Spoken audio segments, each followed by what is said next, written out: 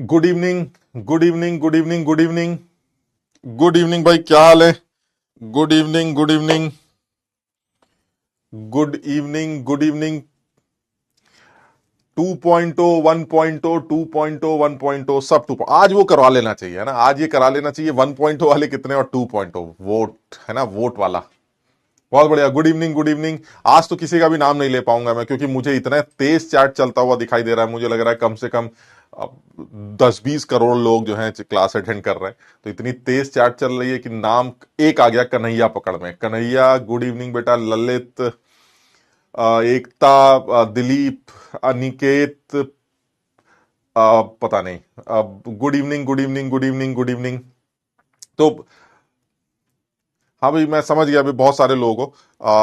ये जो हाँ, 3.0 वाले भी हैं, एक आध लोग 3.0। अच्छा, उसका भी चैट करें, ABCD करनी पड़ेगी फिर तो हाँ ठीक है। Good evening, good evening, good evening.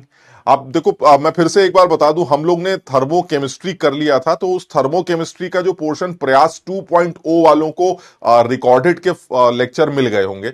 धीरे धीरे करके वो उसको देख डालें एक बार, क्योंकि वो इतना मुश्किल टॉपिक नहीं है। उसके सवालों की प्रैक्टिस करनी इंपॉर्टेंट है, तो वो तो उनको रिकॉर्डेड ही देख लेना चाहिए। उसके बाद आगे की जो भी चीजें होंगी वो सारी चीजें लाइव चलेंगी। और जो चैप्टर प्रयास 1.0 में हो चुके हैं पहले, जो प्रयास 2.0 वालों के हमने नहीं करे हैं, वो हम आगे जाके उनको लाइव करा देंगे। तो मुझे लगता है ऐसे 2-3 चीजें हैं जो आगे जाके करा दी जाएंगी। लेकिन अब आगे से ये चीज थोड़ा सा साथ में कर लेते हैं, क्योंकि मुझे ऐसा लगता है जैसे केमिकल इक्विलिब्रियम का अगला चैप्टर है, आयनिक इक्विलिब्रियम अगला चैप्टर है, केमिकल काइनेटिक्स अगला चैप्टर है। ये मेजर जो 3-4 बड़े चैप्टर बचे हुए हमारे इंपॉर्टेंट, इनको साथ में कर लेंगे, ताकि चीजें बहुत टाइम पर कवर हो जाए। अदरवाइज अगर हम लास्ट के चक्कर में पड़े रहते तो शायद इतनी जल्दी ये काम नहीं कर पाते। तो थोड़ा सा तुम लोगों के लिए और हैक्टिक है, मैं मानता हूं इस बात को। हालांकि प्रयास 2.0 वाले तो कब से ये कह रहे हैं कि सर शुरू कर दो सर, 4वीं क्लास, 10वीं क्लास, 5वीं क्लास अभी लोड ले लेंगे। लास्ट में लोड लेना थोड़ा सा मुश्किल हो जाएगा, क्योंकि सर जैसे जैसे एग्जाम पास आते हैं तो सर दिल की धड़कनें बढ़ने लगती हैं और हाथ पैर फूलने लगते हैं। ये सोच के कि हमारी तैयारी कैसी है, इससे हमें फर्क नहीं पड़ता सर।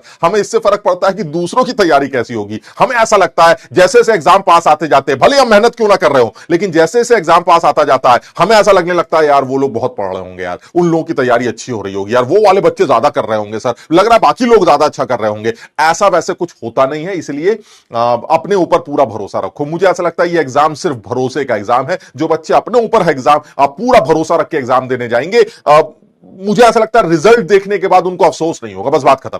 मैं इससे ज्यादा और कुछ नहीं बोल सकता। मतलब मैं ये नहीं कहता कि वो बच्चा सेलेक्ट हो जाएगा, मैं ये भी नहीं कहता कि उसकी टॉप रैंक आ जाएगी। मैं सिर्फ इतना कहता हूं, रिजल्ट देखने के बाद उस बच्चे को अफसोस नहीं होगा जिसने अपने ऊपर भरोसा रखा था और जो पूरी मेहनत के साथ पेपर देने गया है, चाहे वो सेलेक्ट हो चाहे वो सेलेक्ट न हो। क्योंकि रीजन सिर्फ एक ही है, उसके बगल में उसके मां बाप खड़े होंगे जो सर पर उसके ऊपर हाथ फेरेंगे, परेशान मत हो, मैंने तुझे पढ़ते हुए देखा है, मैंने तेरी मेहनत देखी है। अगर इतने पर भी तेरा सिलेक्शन ना हुआ तो ऐसी की तैसी IIT की नहीं करनी, इंजीनियरिंग कुछ और कर लेंगे सर, कुछ और बना लेंगे। जरूरी नहीं है हर आदमी इंजीनियर बने। बस इतना ही चाहिए था, इतनी ही आश्वासन अपने पेरेंट्स से चाहिए और वो तुम्हें देंगे।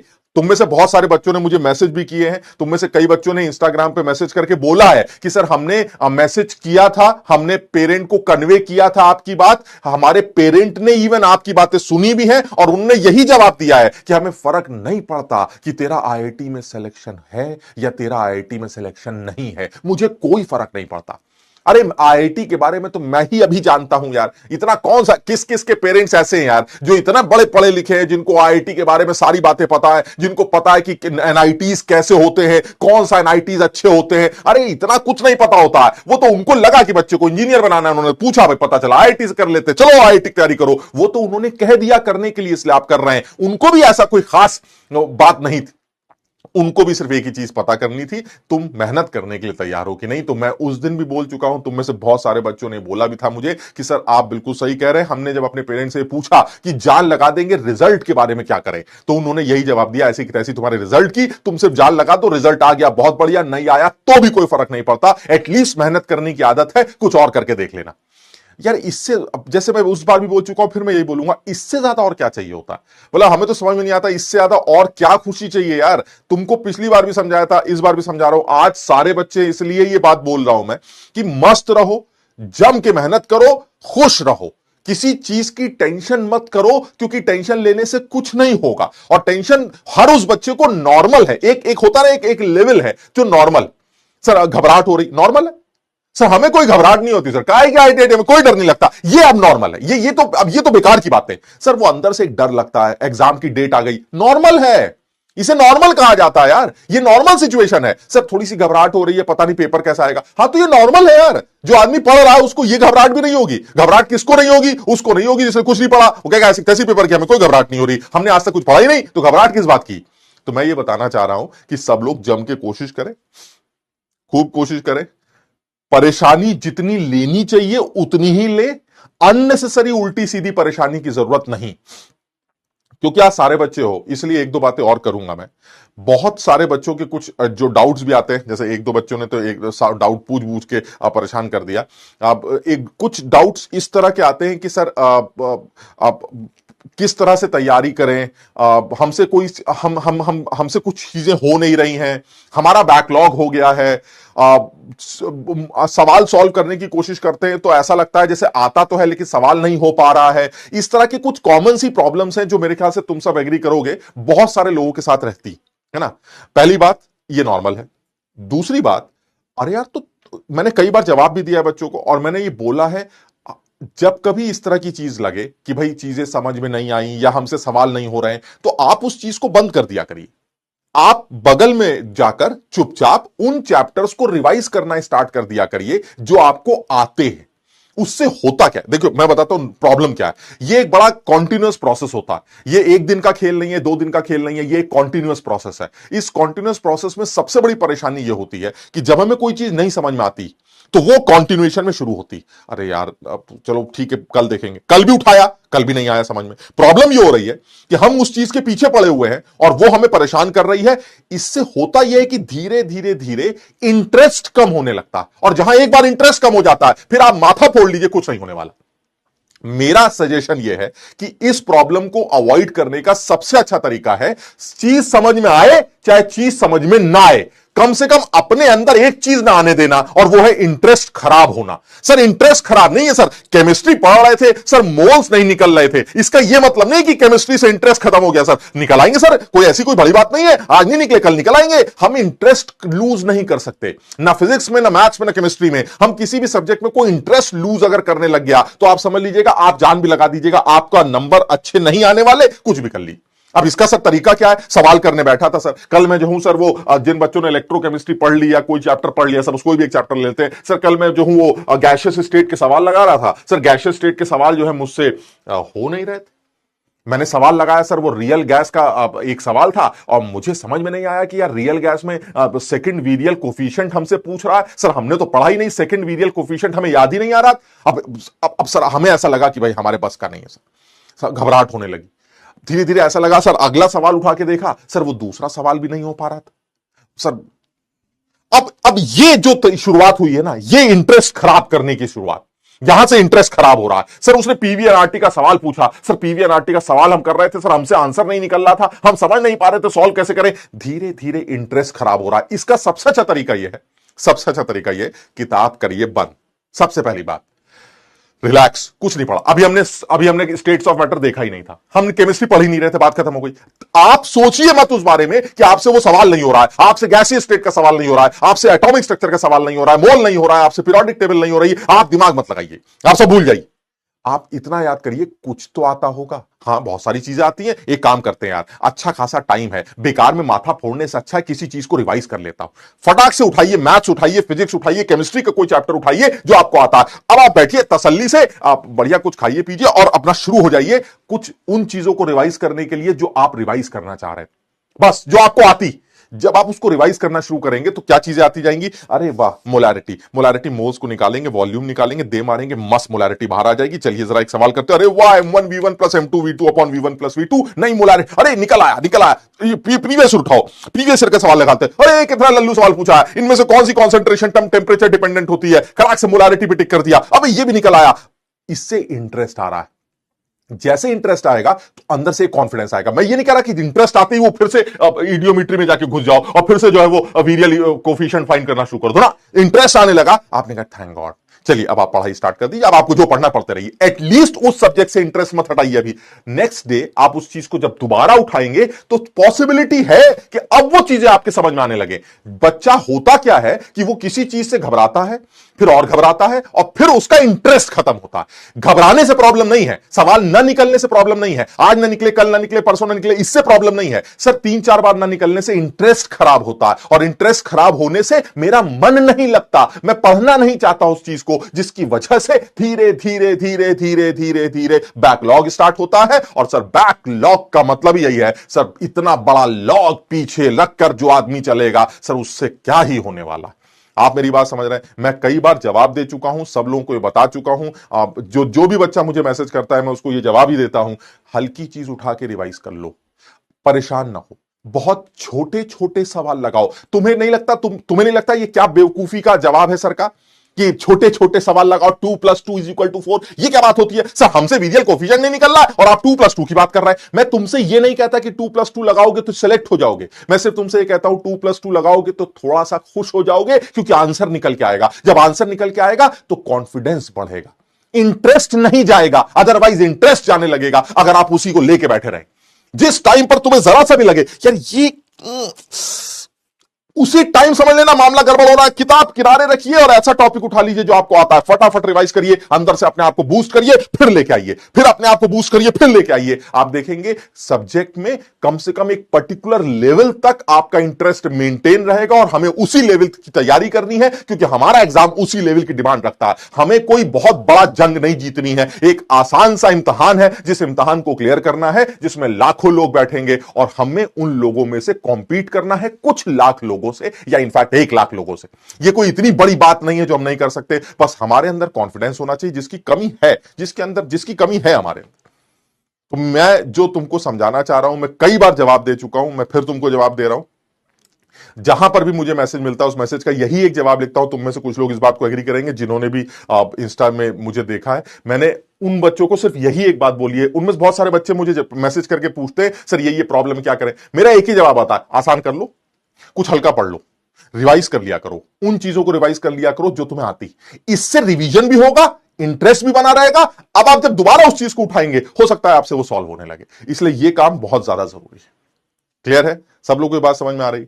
तो सब लोग कोशिश करना है यार, जम के कोशिश करना। मैं पहले भी बता चुका हूं, कोई बहुत बड़ा काम नहीं करने जा रहा हूं। ये कोई जंग नहीं है जो तुम जंग पे चले गए, ये कोई लड़ाई नहीं है, ये जीवन का एक इम्तहान है, बिल्कुल वैसा ही जो हर उम्र का बच्चा एक इम्तहान देता है। 6ठी क्लास का बच्चा आईआईटी का पेपर नहीं देता, क्योंकि उसको दिया नहीं जाता, वो दे नहीं सकता। दे सकता होता तो वो भी देता। वो तो सर स्कूल का इम्तिहान है, वो उस बेचारे को देना पड़ता है। 7th का इम्तिहान उसके लिए बहुत बड़ा इम्तिहान होता है, वो उसको देता है। तुम 11th में आ चुके, 12th में आ चुके, अब तुम 12th पास हो, तुम्हें वो एग्जाम देना है तो तुम्हें देना है। अब इसमें कोई बहुत बड़ा जंग नहीं है कि सर अब ये तो गलत बात है, सर हमारे लिए मुश्किल एग्जाम बना दिया और 6th क्लास वाले के लिए आसान एग्जाम बना दिया। अबे 6th क्लास वाले को वही एग्जाम देना है, उसके लिए वही मुश्किल है, तुम्हें ये एग्जाम देना है, तुम्हारे लिए मुश्किल है। आप इसको ये समझिए कि ये एक एग्जाम है जिसको दिए बिना आप अच्छी जगह नहीं जा पाएंगे, बात खत्म। और उसको देने का तरीका बड़ा क्लियर है, कुछ सीख के जाते हैं, मतलब भर के सवाल करेंगे, सेलेक्ट हो जाएंगे, खेल खत्म। क्लियर? चलिए ठीक। हाँ अब बस यही है, मतलब इतना ही करना चाह रहे हैं। मैं एक बार बस एक पोल करा लेता हूं, वही वाला पोल हमारा 2 और 1 वाला पोल। तो मैं यहां पर एक छोटा सा पोल करा लेता हूं, जिसमें ये चीज मेंशन कर देता हूं कि अगर 1.0 वाले हैं तो थम्स अप कर देंगे, और अगर 2.0 वाले हैं तो थम्स डाउन कर देंगे, ताकि मुझे यह पता चल जाए कि 1 वाले कितने हैं और 2 वाले कितने हैं। दूसरी बात, ये 1.0 वाले ये ना सोचें कि थम्स अप हो रहा है हमारा और प्रयास 2.0 थम्स डाउन हो रहा है, ऐसा बिल्कुल नहीं है। 2.0 वाले और 1.0 वाले बिल्कुल एक जैसे लोग हैं। मुझे अच्छी तरह याद है, मेरी ही क्लास में जब हम 2.0 की क्लास करते थे तो 1.0 वाले भी बहुत सारे बच्चे आते थे, 1.0 वालों की क्लास में 2.0 वाले बहुत सारे आते हैं। तो इसलिए 1 2 कुछ नहीं है, ये मिलकर ही कुछ करने जा रहा है। ठीक, तो इसमें एक छोटा सा पोल ले लेते हैं, मैं देखता हूं कि कौन कौन से हैं। तो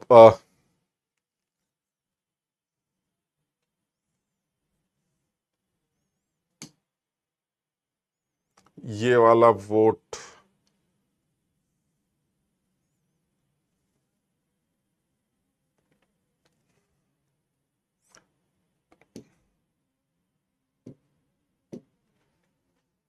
एक बार देखते हैं। आप 4.0 वाले बेटा कुछ नहीं कर पाएंगे। 4.0 वाले जो है वो ऐसे कर ले, समझ रहे आप, जस्टिस फॉर 3.0। 3.0 ठीक है, बहुत बढ़िया। 3.0 वाले भी हैं तो कोई बुराई नहीं। 3.0 वाले हैं तो उसको वो 2.0 वालों के साथ पोल करते हैं ना। 3.0 वाले जो है वो 2.0 वालों के साथ पोल कर सकते हैं, यानी थम्स डाउन कर सकते हैं। और एक आशीष गुप्ता का बहुत खास सवाल आया है। हम वही सोच रहे थे कि गुप्ता जी ने अब तक कोई सवाल क्यों नहीं पूछा। गुप्ता जी का सवाल आया कि सर अगर 1.5 वाला हो तो क्या होगा। गुप्ता जी हम मानते हैं आपको बात को, हम अब इस भयानक सवाल का जवाब देना बड़ा मुश्किल सा लगता है। 10.0 बहुत बढ़िया। इसी साल करना है भाई साहब, जो करना है ना हमें इसी साल निपटाना है। ये आगे 5 साल की प्लानिंग, 5 ईयर प्लानिंग नहीं चल रही है, ये इसी साल निपटाना है। रिजल्ट देख लेते हैं।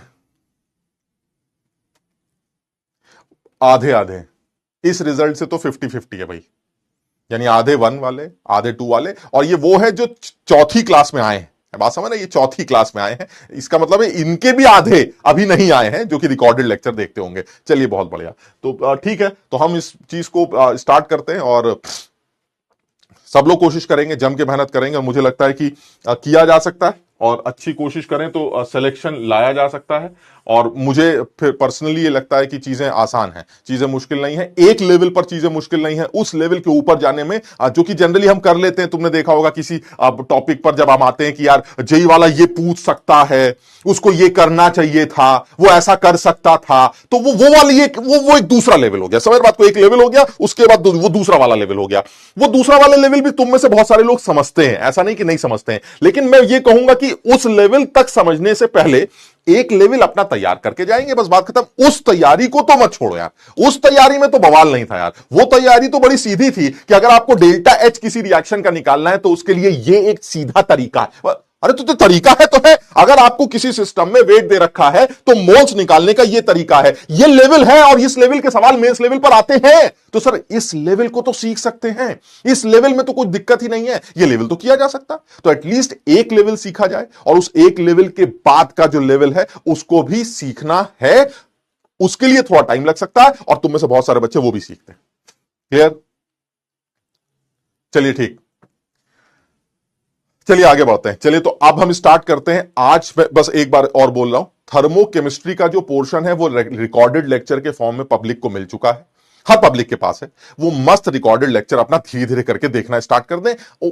ऐसा कुछ नहीं है जो नहीं समझ में आएगा, वो आराम से समझा जा सकता है। हमने सवाल भी बहुत सारे कर लिए तो वो उनको भी समझ में आ जाए। ठीक, अब थोड़ा सा कुछ आएगा तो मैं उसको रिवाइज भी कर लूंगा, रिपीट भी कर लूंगा। ठीक, कोशिश करूंगा कुछ सवाल भी उठा लूं, आज नहीं, आज से 3-4 क्लास बाद, ताकि तुम लोग जो 2 वाले हैं वो थर्मोकेमिस्ट्री रिवाइज कर चुके हो। देखो कुछ बच्चे कह रहे थे अब तो मेरी 5-5 क्लास हो गई क्योंकि मुझे वो भी देखना पड़ेगा, है ना, तो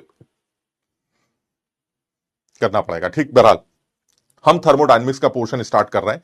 थर्मोडायनेमिक्स का जहां तक सवाल है, अगर मैं सीधे सीधे नाम लिखूं तो बड़ा सीधा सा टॉपिक है, और बड़ा ही जो हमारे मतलब का थर्मोडायनेमिक्स है, बड़ा ही इंटरेस्टिंग। जो हमारे मतलब का टॉपिक है ये थर्मोडायनेमिक्स, ये इसलिए बहुत ज्यादा इंटरेस्टिंग है क्योंकि हम इसमें जो मेजरली जो हमें लगता है इंटरेस्टिंग पार्ट, जो कि फिजिक्स वालों से अछूता है, एंड दैट इज एंट्रोपी वाला पोर्शन, फीजिबिलिटी प्रोसेस, फीजिबिलिटी वाला प्रोसेस, स्पॉन्टेनिटी वाला प्रोसेस। ये हमारे लिए फिजिक्स वालों से अछूता है। वो सेकंड लॉ ऑफ थर्मोडायनेमिक्स को डील नहीं करते, वो सिर्फ फर्स्ट लॉ ऑफ थर्मोडायनेमिक्स को ही डील करते हैं, तो उनके लिए वो बहुत इंपॉर्टेंट पोर्शन है। हमारे लिए भी इंपॉर्टेंट है, बट हमें उतना कॉन्सेंट्रेट नहीं करना क्योंकि वो बहुत मेहनत करते हैं, तो हम समझ जाते हैं बातों को। लेकिन अब फिर भी ये इसलिए इंपॉर्टेंट है कि इस थर्मोडायनेमिक्स के अंदर जो भी डिस्कशन होने जा रहा है उसके नाम से एकदम साफ समझ में आ रहा है, सर आप जो भी डिस्कशन करने जा रहे हैं वो थर्मो का करने जा रहे हैं, और उसकी गति का करने जा रहे हैं, उसके चलने का करने जा रहे हैं। यानी एक चीज तो क्लियर है सर, ये वो टॉपिक होगा जिसमें हीट के चलने के बारे में या हीट के फ्लो के बारे में डिस्कशन किया जाएगा। कितनी energy, heat in the sense energy की बात कर रहे हैं, यानी आप जो एनर्जी है उस एनर्जी के फ्लो के बारे में कुछ डिस्कशन कर रहे हैं कि किसी सिस्टम के पास कितनी एनर्जी है, वो एनर्जी का फ्लो कहां से कहां हो रहा है, अब क्यों हो रहा है। हाई टेंपरेचर से लो टेंपरेचर पर हीट फ्लो करती है, लेकिन कितनी करती है और क्यों करती है, कितनी करती है सर, ये थर्मोडायनेमिक्स 1 में पढ़ाया जाता है, फर्स्ट लॉ ऑफ थर्मोडायनेमिक्स, और क्यों करती है ये सेकंड लॉ ऑफ थर्मोडायनेमिक्स सिखाता।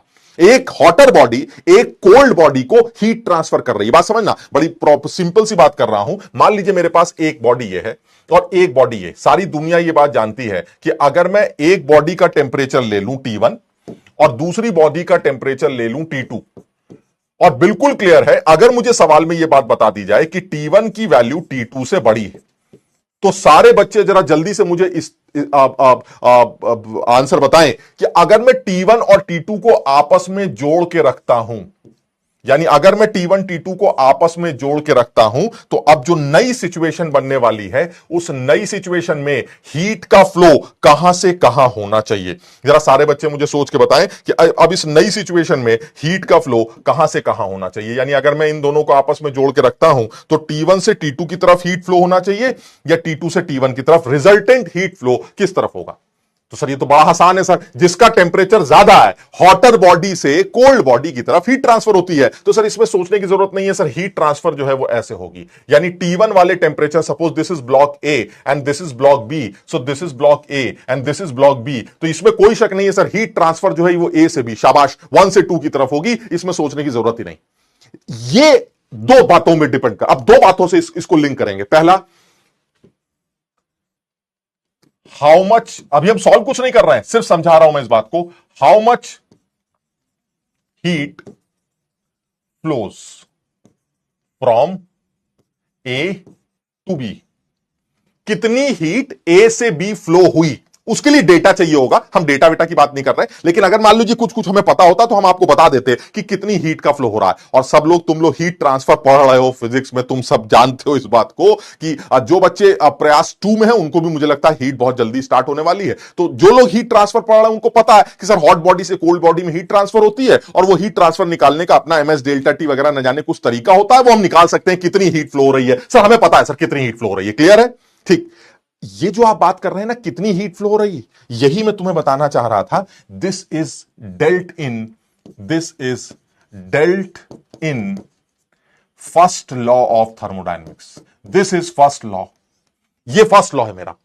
मैं फर्स्ट लॉ में ये निकालूंगा कि किसी सिस्टम से कितनी हीट का फ्लो हो रहा है। एक गैस है, गैस को दबाएंगे कितनी हीट निकलेगी, कितनी हीट आएगी, कितना वर्क डन होगा, कितनी इंटरनल एनर्जी बदलेगी, कितना हम बदलेंगे, कितना तुम बदलोगे। सर ये जो इतना कितना उतना जो आप बकवास चल रही है ये फर्स्ट लॉ डील करेगा सर। लेकिन सर एक और काम होगा इस चैप्टर के अंदर, वो इंटरेस्टिंग काम होगा, और वो दूसरा होगा why heat flows from A to B. ये खूबसूरत काम होगा इस चैप्टर के अंदर, and this is dealt in second law. ये सेकेंड लॉ में बात चलेगी, ये बात सेकेंड लॉ में चलेगी। हमने का मतलब क्या हुआ, इसका क्या मतलब हुआ, इसका मतलब ये हुआ कि भाई आप कितनी हीट का फ्लो हो रहा है ये तो चलिए सर फर्स्ट लॉ बता देगा, MS डेल्टा टी, जो भी डेल्टा टी वगैरह वगैरह बकवास फॉर्मूला जो भी लगाना है सर वो हम सब लगा लेंगे। क्यों हो रहा है ऐसा, ये फिजिक्स में नहीं बताया जाएगा, ये फिजिक्स में नहीं बताया जाएगा। यानी कहने का मतलब ये हुआ कि फर्स्ट लॉ ऑफ थर्मोडायनेमिक्स, जैसे कुछ बच्चे लिख रहे हैं सर हमें तो ये बात करवाई जा चुकी है, तो हमें हमारे जो फिजिक्स वाले सर हैं उन्होंने ये चीज हमें सारी साफ साफ समझाई जा चुकी है। लेकिन जो केमिस्ट्री वाले सर हैं वो तुम्हें ये बताने वाले हैं कि ऐसा क्यों होता है, and that is second law of thermodynamics. ये एक अच्छी इंफॉर्मेशन नहीं। एक बच्चा कह रहा है कि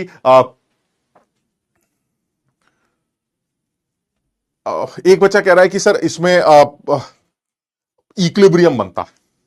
अब वही जानना चाह रहे हैं ऐसा क्यों, ऐसा क्या है, यही तुमसे पूछना चाह रहा था मैं, और यही हम इस बारे में डिस्कशन अभी नहीं करेंगे। हम सिर्फ तुम्हें बताना चाह रहे हैं कि हम थर्मोडायनेमिक्स में कर क्या रहे हैं। सर एक्चुअली हीट के कंटेंट, एनर्जी कंटेंट का जो मूवमेंट है, एनर्जी का जो मूवमेंट है, इस एनर्जी के मूवमेंट को हम यहां डिस्कस करना चाहते हैं, दैट इज थर्मोडायनेमिक्स। इस पूरे थर्मोडायनेमिक्स में आप सिस्टम को पकड़ के बैठ जाएंगे और सिस्टम से कहेंगे तेरी एनर्जी कितनी, तेरी ये कितनी, तेरी वो कितनी, तूने क्या किया, तूने क्या नहीं किया। लेकिन एक इंपॉर्टेंट पोर्शन और डिस्कस किया जाता है, दैट इज व्हाई।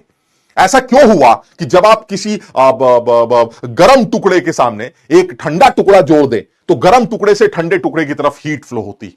ऐसा क्यों होता है कि एक गर्म चाय को जब यहां रख दिया जाए तो वो इस टेंपरेचर पर ठंडी होने लगती है, और वो ठंडी होते होते होते रूम टेंपरेचर तक पहुंच जाती है। क्या तुम्हें यह बात पता है, क्या तुम ये बात जानते हो सब लोग कि हाँ सर ये हमने सुना है कि अगर मैं चाय एक सिस्टम कंसीडर करूं, हम सब इस बात से एग्री करेंगे, अगर मैं चाय एक सिस्टम कंसीडर करूं और इस चाय का temperature, this is T, suppose ऐसे समझाने के लिए बोल रहा हूं, this is T at T1 temperature, ये T1 टेम्परेचर पर है एंड ये रखी गई है एक ऐसी एनवायरमेंट में जिसका टेम्परेचर T2 है। और इसमें कोई शक नहीं है कि अगर T1 की वैल्यू T2 से बहुत बड़ी है तो जल्दी से मुझे सोच के बताओ क्या ऑब्जर्वेशन होगी थोड़ी देर बाद, कुछ समय बाद आपको क्या पता चलेगा?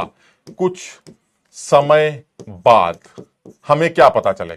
सारी दुनिया इस बात को जानती है सर, सारी दुनिया इस बात को जानती है this is not Newton's law. अबे तुम न्यूटन्स लॉ ऑफ कूलिंग, गजब आदमी हो, न्यूटन कहां से बीच में लगा रहे हो? सीधी सीधी बात कर रहे हैं, कोई न्यूटन की बात नहीं कर रहा है, बिल्कुल सीधी बात कर रहा है, इसमें कहीं कोई टेक्निकल बात नहीं कर रहे हैं। सारी दुनिया जानती है सर एक टाइम ऐसा आने वाला है जब ये पूरा सिस्टम, ये पूरा चाय का जो सिस्टम है, ये चाय का सिस्टम एक ऐसे टेम्परेचर पर आके रुक जाएगा जो सराउंडिंग का टेम्परेचर है। यानी इसमें कोई शक नहीं है सर, मग्गा भले ही मैंने थोड़ा बड़ा बना दिया हो, मग उतने साइज का रहेगा। भाई बात समझ लो, मग का साइज चेंज नहीं हो जाएगा कुछ समय बाद, तो ये जो मग है इस मग का साइज तो वही रहेगा, लेकिन ये कंफर्म है इस टी का जो टेम्परेचर है, ये टी अब T1 से फाइनली किस टेम्परेचर पर आ जाएगी और सराउंडिंग का टेम्परेचर भी T2 हो।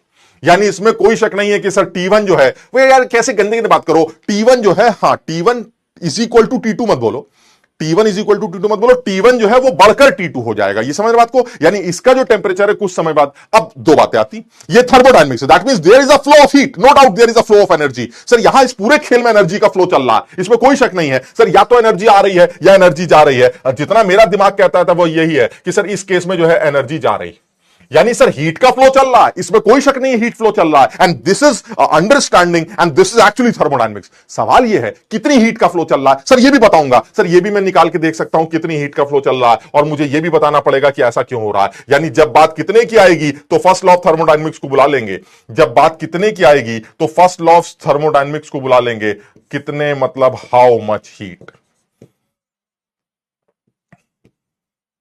और जब आपको यह निकालना होगा कि क्यों ऐसा हो रहा है तो भी सेकंड लॉ ऑफ थर्मोडायनेमिक्स को बुला लेंगे, and that is first law and second law. तो ये चीज फर्स्ट लॉ में डिस्कस होगी, ये हम सेकंड लॉ में डिस्कस कर सकते हैं, समझिए। यानी मैं ये बताना चाह रहा हूं कि सारी दुनिया इस बात को एग्री करती है, और ये वो इंफॉर्मेशन है, और ये फिजिक्स जहां तक फिजिक्स चल रही है वो बताता हूं मैं, फिजिक्स चल रही है यहां से यहां, this is only how much heat. सारी दुनिया जानती है सर, टेम्परेचर चेंज से हम हीट फ्लो निकाल लेंगे सर, इसमें ज्यादा बड़ी बवाल बात नहीं है, बहुत सीधा हीट ट्रांसफर डिस्कस कर सकते हैं सर, ठीक। लेकिन इंपॉर्टेंट क्या है कि ऐसा क्यों हुआ कि हीट T2 से, सॉरी चाय में से हीट बाहर निकली सराउंडिंग के पास। अरे सर ये बताइए, मेरा सवाल बड़ा क्लियर है, सब लोग मुझे जवाब देने की कोशिश करना।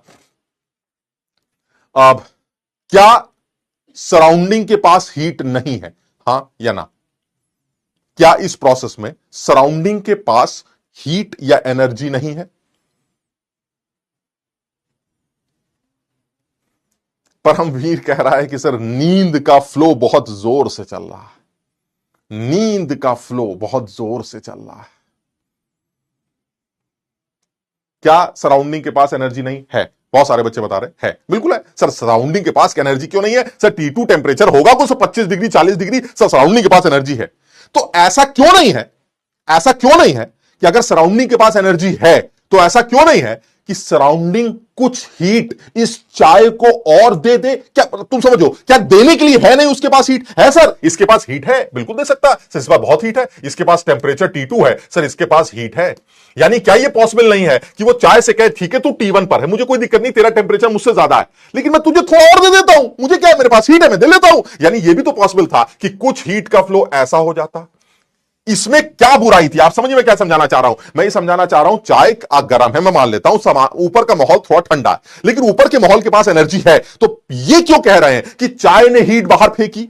आप ऐसा क्यों नहीं कह रहे हैं कि बाहर वाले ने अंदर हीट दे दी? बिल्कुल पॉसिबल है सर, ये भी एक काम हो सकता था। अगर ऐसा होता तो T1 बढ़कर T1 डैश हो जाता, जो कि और ज्यादा होता T2 से। लेकिन आप सब जानते हैं मैं ऐसी बात नहीं कर रहा हूं जो रियल लाइफ से अलग है, जो प्रैक्टिकल नहीं है। दिस इज प्रैक्टिकल, दुनिया जानती है सर, चाय ठंडी होती है, बेकार की बातें मत करिए, चाय गर्म नहीं होगी, चाहे आपको जो करना कर ली, सारी दुनिया इस बात को जानती। सर इसका रीजन हम आपको बता तो रहे हैं, heat flows from higher temperature to lower temperature. मैं तुम्हें यही बताना चाह रहा हूं, ऐसा क्यों होता है हम सेकंड लॉ में डिस्कस करते हैं। क्यों की बात कर रहा हूं, यह तो मैं जानता हूं कि चाय ठंडी होगी, क्यों ठंडी होगी, एक सेकंड में ऐसा क्यों नहीं हो सकता? भाई ठीक है, मैं हीट फ्लो कर रहा हूं, चाय हीट देती जा रही है, देती जा रही है, देती जा रही है, एक क्षण, एक सेकंड या एक माइक्रो मिली सेकंड में यह तो हो सकता है कि गलती से बाहर से हीट अंदर आ गई, देते जा रहे हैं, देते जा रहे हैं, देते जा रहे हैं, थोड़ी सी अंदर आ गई, देते जा रहे हैं, देते जा रहे हैं, देते थोड़ी सी अंदर आ गई। क्यों नहीं कर सकते? बाहर हीट है। लेकिन एक सेकंड के लिए भी ऐसा नहीं हो सकता। मैं उस कमाल चीज की बात कर रहा हूं जो आपके लिए हैरान करने वाली बात है कि इस पूरे खेल में, ठंडे होने के खेल में अगर 10 मिनट लग गए तो 10 मिनट के हर माइक्रो सेकंड, हर नैनो सेकंड के अंदर सिर्फ एक ही काम चल रहा है, and that is heat loss, heat loss, heat loss, heat loss from T to surrounding, heat loss, heat loss, heat loss from T to surrounding. किसी इंस्टेंट पर भी, किसी एक इंस्टेंट पर भी ऐसा नहीं हो सकता कि बाहर से हीट अंदर आ गई हो गलती से। सर है मैं छोटा जा रहा हूं, छोटा गलती से अंदर ना, वो गलती पॉसिबल नहीं है क्योंकि ये सेकंड लॉ को वायलेट करती। मैं कोई सेकंड लॉ को डिस्कस नहीं कर रहा हूं, मैं सेकंड लॉ के बारे में कुछ स्टेटमेंट नहीं दे रहा हूं। मैं सिर्फ ये बताना चाह रहा हूं कि हम फर्स्ट लॉ और सेकंड लॉ को डिस्टिंग्विश कैसे करते हैं और थर्मोडायनेमिक्स में हम पढ़ने क्या जा रहे हैं। मेरी बात समझ रहे हो? तो हम थर्मोडायनेमिक्स में मेजरली दो पोर्शन डिस्कस करने जा रहे हैं। एक, कितना कुछ लेन देन चल रहा है, दूसरा क्यों चल रहा है। वो जो क्यों वाला पोर्शन है that is second law of thermodynamics, जो हमारे लिए इंपॉर्टेंट है। हम इस चीज को एक्सप्लेन कर सकते हैं कि अगर चाय पीते पीते समुद्र में गिर जाए तो समुद्र का जो टेंपरेचर है भले ही वो चेंज ना हो, लेकिन चाय का टेंपरेचर समुद्र के टेंपरेचर के बराबर हो जाता है। चाय, अगर हम यहां पर आइसक्रीम खा रहे हो तो आइसक्रीम धीरे धीरे मेल्ट होकर होकर होकर इस रूम के टेंपरेचर पर पहुंच जाती है। ये मैं नहीं करता, ये अपने आप होता। चाय को ठंडा करना मेरे हाथ में नहीं था। मैं नहीं चाहता था चाय ठंडी हो, मैं तो चाहता था चाय गर्म रहे, लेकिन सर वो मेरे करे बिना वो ठंडी हो गई। सर चाय ठंडी होकर कहां पहुंच गई? T2 पे। चाय T2 पे आ गई, तो क्या चाय T2 से कम पर नहीं आ सकती? ना सर, चाय T2 से कम पर नहीं आ सकती। गलत बात मत करिए। जो सराउंडिंग का टेंपरेचर है वहां तक तो चली जाएगी अपने आप, लेकिन उसके नीचे नहीं जाएगी। क्या बात कर रहे हो? चाय की तो आइसक्रीम खाता हूं मैं चाय की आइसक्रीम बना सकता हूं। कैसी बात कर रहे हो? चाय को फ्रीजर में रख के उसकी आइसक्रीम बनाई जा सकती है। सर वो अपने आप तो नहीं बनती ना, उसके लिए आपको आना पड़ता है, उसके लिए रेफ्रिजरेटर को आना पड़ता है, उसके लिए इलेक्ट्रिकल वर्क को आना पड़ता है, उसके लिए एक्सटर्नल एजेंट को आना पड़ता है। यानी T2 तक तो खुद चला जाऊंगा सर। आपको आइसक्रीम खानी है तो अब आपको एक्सटर्नल वर्क करना पड़ेगा। यानी स्पॉन्टेनिटी सिर्फ कब तक की थी? T2 तक। T2 के नीचे जाना है, ले जा सकता हूं, लेकिन उसके लिए मुझे एक्सटर्नल वर्क करना पड़ेगा, एक्सटर्नल एजेंट को इन्वॉल्व करना पड़ेगा। यानी किसी भी नॉन स्पॉन्टेनियस प्रोसेस को करने के लिए बाहर वाले को बुलाना पड़ता है। यहां से सेकंड लॉ की शुरुआत होती है। मेरी बात सब लोग समझ रहे हैं? चाय की आइसक्रीम, मजाक कर रहा हूं मैं, चाय की आइसक्रीम। मैं तो सिर्फ ये बताना चाह रहा हूं कि प्रोसेस है क्या। हम अभी कुछ डिस्कस नहीं कर रहे। एक छोटी सी बात तुम्हें समझाना चाह रहा हूं कि भाई हम इस पूरे खेल में जो डिस्कशन करना चाहते हैं। अरे मनीष गुप्ता बस करो, इतने दिल फेंक दिए मनीष ने। हम पहले बात कर चुके, एक दो दिल डाले जाए, एक आध बकरे बना दिए जाए। ये जो लाइन लगा देते इसका कोई फायदा नहीं। ये देखिए, ये सही, अपना एक बकरा डाल दिया उसने, ऐसे धीरे से एक बकरा गिरा दिया, बस खत्म। समझ रहे हो बात को? ठीक, चलिए हम अब धीरे धीरे करके बात शुरू करते हैं। तो अब सब लोगों को समझ में आ रहा हो मेनली थर्मोडायनेमिक्स में हम डिस्कस क्या करने जाएंगे। चलिए आगे बढ़ते हैं। सबसे पहले यार ये कल का सवाल था। मैं ये सोच रहा था मैं इस सवाल को डिस्कस करूंगा, लेकिन मैं आज नहीं करूंगा क्योंकि मैं इस सवाल को फिर 2-3 दिन बाद ही करूंगा। उसका रीजन, मुझे ये सवाल बहुत अच्छा लगता। ये कल के मुझे कुछ बच्चों ने मैसेज करके बोला भी था, सर इस सवाल को जरूर डिस्कस करिएगा। तो मैं आज इसलिए ले आया कि मैं इसको डिस्कस करूंगा, बट मैं इसको आज डिस्कस नहीं करूंगा। ये मेरे हिसाब से एक बड़ा अच्छा सवाल होगा। मैं इसको आगे की 2-3 क्लासेस के बाद डिस्कस करूंगा, जब तक 2 वाले भी थर्मोकेमिस्ट्री का पोर्शन कुछ कुछ पढ़ चुके होंगे, ताकि उनको ये समझ में आए। तो आज हम इस चीज को डिस्कस नहीं कर रहे हैं, ठीक है। चलिए आगे बात करते हैं। यहां से ये चैप्टर शुरू करते हैं। सबसे पहले जो कुछ बेसिक सी 1-2 बातें हैं वो हम डिस्कस कर लेते हैं। हालांकि बहुत सिंपल है, मुश्किल कुछ भी नहीं है इसमें। ये सिर्फ कहानी है जो हम तुम्हें बोलते जाएंगे, तुम इसको सुन सकते हो, इसको लिख सकते हो, जैसा तुम्हारा दिल करे वैसा कर सकते हो। ठीक, चलिए ठीक। सबसे पहले कुछ टर्म्स हैं जिसमें पहला टर्म आता है सिस्टम एंड सराउंडिंग्स। नाम से सब कुछ क्लियर है, कोई बड़ी बात नहीं करने जा रहे हैं। जैसा कि अभी मैंने बनाया था वही चीज मैं दोबारा बना के दिखा देता हूं। अभी आपने बनाया था सर एक चाय, ये चाय थी सर, और ये चाय एक ऐसे एनवायरनमेंट में रखी है जिसका टेंपरेचर T2 है और इस चाय के खुद का टेंपरेचर T1। तो एक चीज क्लियर है सर, एक चीज क्लियर है। हाँ, सिस्टम, वही सिस्टम, तुम्हारा सिस्टम है ना। तो एक चीज क्लियर है, जो चीज हमारे ऑब्जर्वेशन में है, यानी इस पूरे यूनिवर्स का वो हिस्सा जिसको हम ऑब्जर्व कर रहे हैं, जिसमें से हीट का फ्लो या हीट का या एनर्जी का लेन देन कंसीडर करना चाहते हैं, वो मेरे लिए सिस्टम। बाकी पूरी कायनात मेरे लिए सराउंडिंग। बाकी पूरी कायनात मेरे लिए सराउंडिंग की तरह बिहेव करेगी। यानी कहने का मतलब यह हुआ कि अगर मैं ध्यान से देखूं तो जिसको मैं ऑब्जर्व कर रहा हूं दैट इज सिस्टम, ये मेरा सिस्टम है। मैं ये निकालना चाहता हूं कि तुमने कितनी हीट दी, तुमने कितनी हीट ली, तुम क्या कर रहे हो क्या नहीं कर रहे हो, दैट इज सिस्टम। यानी सिस्टम वो होगा जिसको आप ऑब्जर्व कर रहे हैं। यानी सिस्टम हमारे लिए वो है जो हमारे ऑब्जर्वेशन में है, यानी अंडर ऑब्जर्वेशन। यानी कहने का मतलब यह हुआ पूरे यूनिवर्स में वो चीज जो मेरे ऑब्जर्वेशन में आएगी मैं उसको सिस्टम बोलूंगा। इसके अलावा जो भी कुछ होगा वो मेरे लिए सराउंडिंग है। तो इसका मतलब यह हुआ मेरे लिए बाकी कुछ भी है वो सराउंडिंग।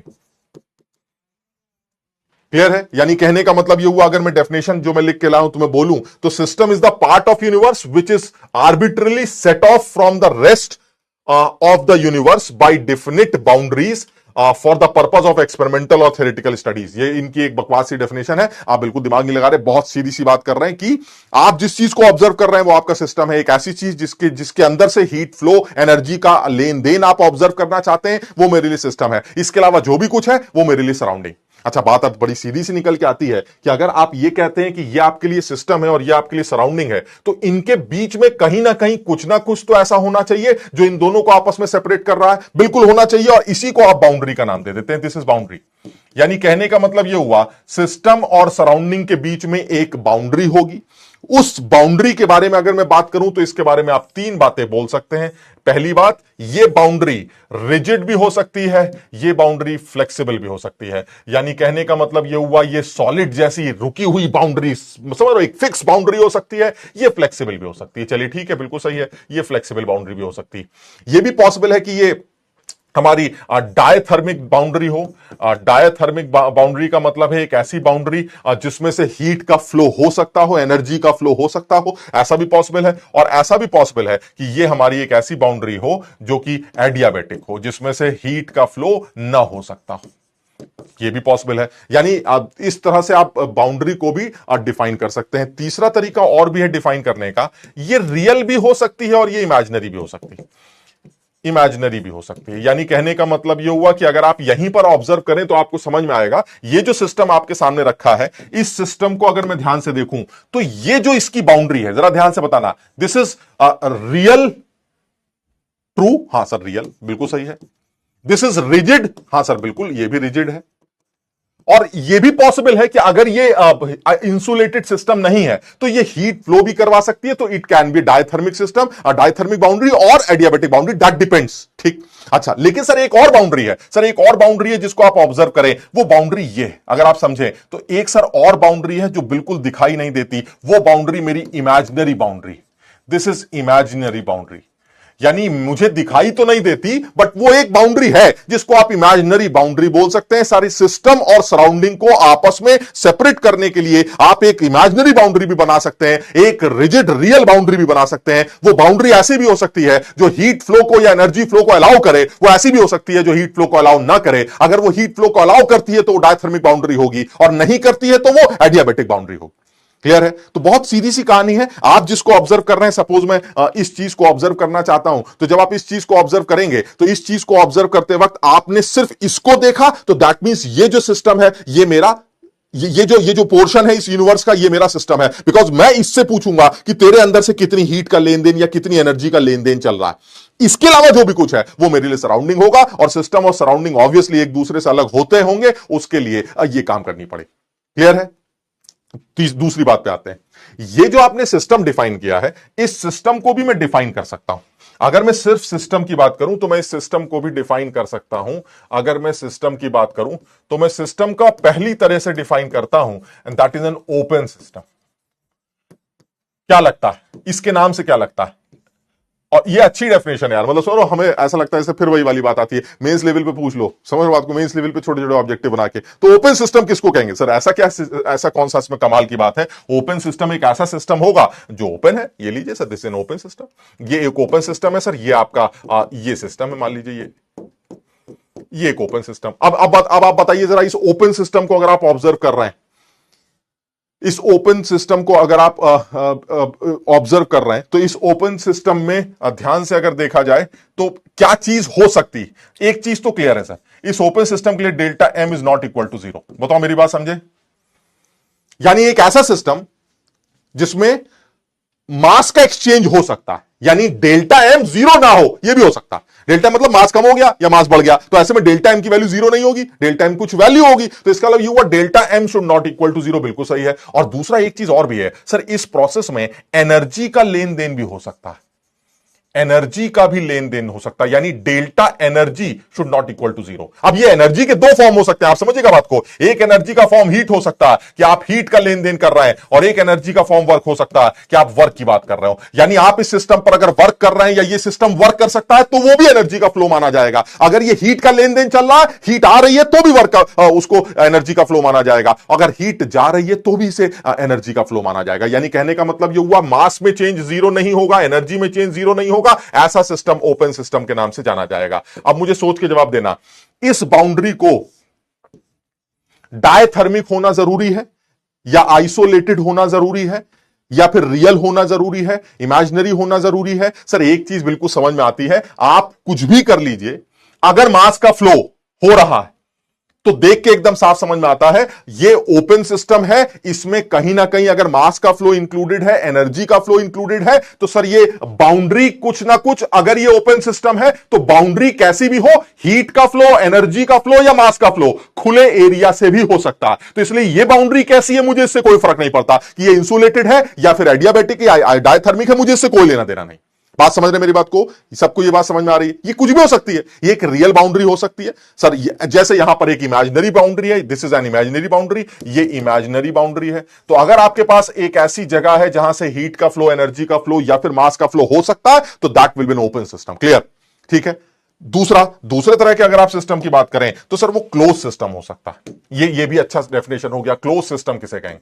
तो अगर आप क्लोज सिस्टम की बात करते हैं तो क्लोज सिस्टम एक ऐसा सिस्टम होगा जिसको आपने बंद कर रखा है। चलिए अभी के लिए जो समझना चाह रहे हैं वो सिर्फ ऐसे समझेंगे। अगर मैं क्लोज सिस्टम की बात करूं तो ये मेरा एक क्लोज सिस्टम, समझिए दिस इज क्लोज सिस्टम।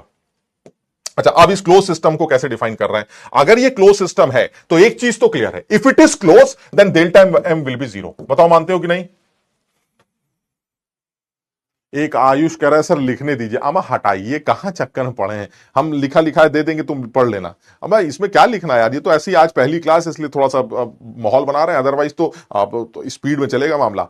तो ये तो आज सिर्फ थोड़ा सा समझाने के लिए हल्का हल्का सा बात कर रहे हैं, ज्यादा मुश्किल कुछ भी नहीं है, ठीक है? तो ये एक चीज तो क्लियर है, डेल्टा एम की वैल्यू जीरो। ठीक है। अच्छा, अब जो एनर्जी की आप बात कर रहे हैं, डेल्टा एनर्जी, एनर्जी का मतलब आप समझ रहे हैं ना, वो किसी भी फॉर्म की बात कर रहे हैं। अब आप एनर्जी की बात कर रहे हैं तो चाहे आप हीट की बात करें चाहे वर्क की बात करें, ये जीरो नहीं हो। एंड दैट इज, आप किसी भी फॉर्म में एनर्जी का एक्सचेंज हो सकता है, चाहे वो हीट हो चाहे वो, अब ऐसे में हीट का लेन देन पॉसिबल है। और अगर हीट का लेन देन पॉसिबल है तो क्या यह जरूरी है कि जो बाउंड्री है, क्या यह जरूरी है कि जो बाउंड्री है वो हमारी डायथर्मिक हो?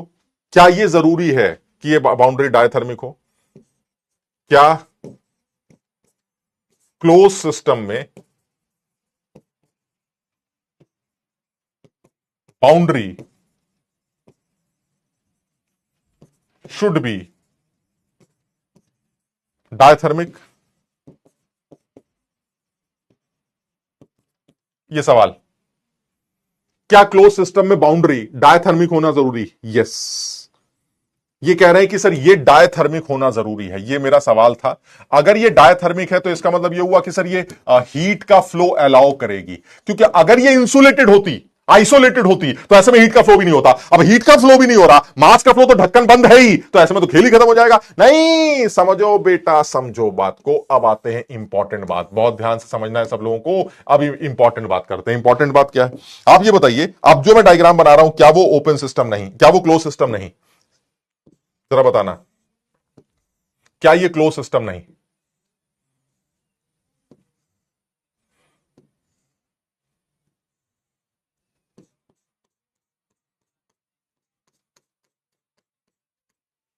Is this a close system? क्या ये क्लोज सिस्टम? अब ये खूबसूरत बात आ गई, बात समझिएगा जरा, क्या ये क्लोज सिस्टम है?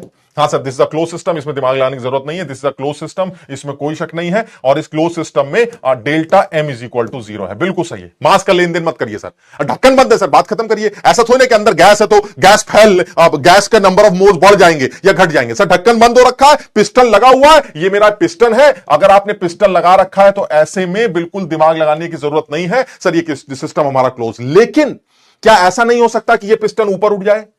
क्या ऐसा नहीं हो सकता कि ये पिस्टन नीचे गिर जाए? बिल्कुल हो सकता है सर। ऐसे में अगर ये बाउंड्री इंसुलेटेड भी होती, सॉरी आइसोलेटेड भी होती, तो भी एनर्जी का फ्लो हो रहा है in the form of work. समझो बात को, यानी अगर ये आइसोलेटेड बाउंड्री भी होती, if it is isolated, in that case energy का चेंज जीरो नहीं।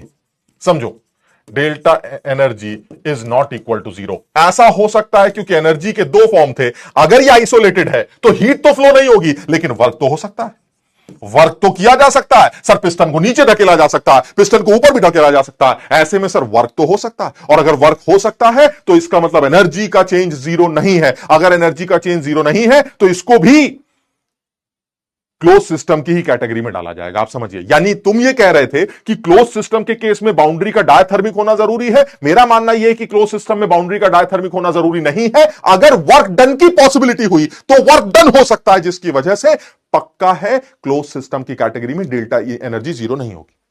सब लोग बताओ ये बात समझे कि नहीं?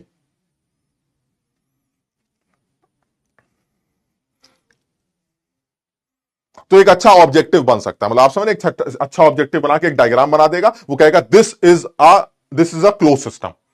अगर ये क्लोज सिस्टम है तो the boundary should be diathermic और एडियाबेटिक। तो आप साफ साफ जवाब दीजिएगा, ये बाउंड्री कैसी भी हो मुझे फर्क नहीं पड़ता। अगर ये डायथर्मिक है तब तो ठीक है ही, डायथर्मिक है तो क्या सोचना सर, हीट का लेन देन तो वैसे ही हो जाएगा। अगर ये आइसोलेटेड है उस केस में भी ये सर क्लोज सिस्टम हो सकता है। ये जरूरी नहीं कि एक आइसोलेटेड सिस्टम हो, ये हो सकता है क्लोज सिस्टम की कैटेगरी में आए, क्योंकि वर्क डन पॉसिबल है सर। ये पिस्टन ऊपर नीचे हो सकता है, और अगर पिस्टन ऊपर नीचे हो सकता है तो वर्क हो सकता है। वर्क का फॉर्म भी तो एनर्जी का ही फॉर्म है, वर्क भी तो एक एनर्जी का ही फॉर्म है। इसका मतलब यह हुआ हीट का फ्लो हो रहा है ना हो रहा हो, वर्क का फ्लो हो रहा हो ना हो रहा हो, ये दोनों चीजें आपको देखनी पड़े। क्लियर है? क्लियर है? सबको समझ में आया? अच्छा, तीसरा जो केस बनाते हैं वो क्या है? तीसरा जो केस निकल के आता है वो हमारा आता है क्लोज, सॉरी, आइसोलेटेड सिस्टम। जल्दी से आइसोलेटेड के बारे में बात कर लेते हैं। जल्दी से बताओ आइसोलेटेड सिस्टम क्या होगा?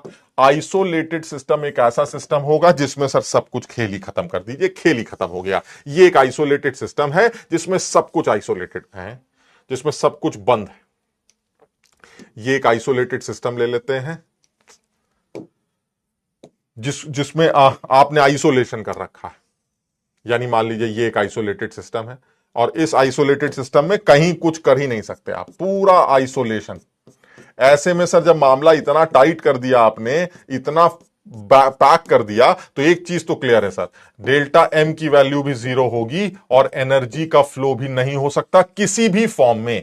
एनर्जी भी जीरो, डेल्टा एनर्जी भी जीरो होगी। Now this is What? This is an isolated system. यानी अगर ये आइसोलेटेड बाउंड्री है, if it is isolated boundary, अगर ये आइसोलेटेड बाउंड्री है, तो ऐसे में एक चीज तो क्लियर हो गई सर, देख के लग रहा है हीट का फ्लो नहीं हो सकता, और क्योंकि पिस्टन नहीं है तो ऐसे में सर खेल खत्म हो गया। ये हर सूरत में आइसोलेटेड सिस्टम के नाम से जाना जाएगा। हां, अगर यहां पिस्टन लगा होता, भले ही वो पिस्टन आइसोलेटेड क्यों ना होता, लेकिन पिस्टन के ऊपर नीचे होने से वर्क का फ्लो हो सकता है, वर्क हो सकता है। वर्क का फ्लो एक तरह से एनर्जी है, तो उस केस में डेल्टा एनर्जी जीरो नहीं माना जाएगा। सिस्टम की एनर्जी चेंज होगी, जिसकी वजह से वो सिस्टम सिर्फ क्लोज कंटेनर के सिस्टम में आ सकता है, क्लोज सिस्टम में आ सकता है, लेकिन वो आइसोलेटेड सिस्टम नहीं हो सकता। क्लियर?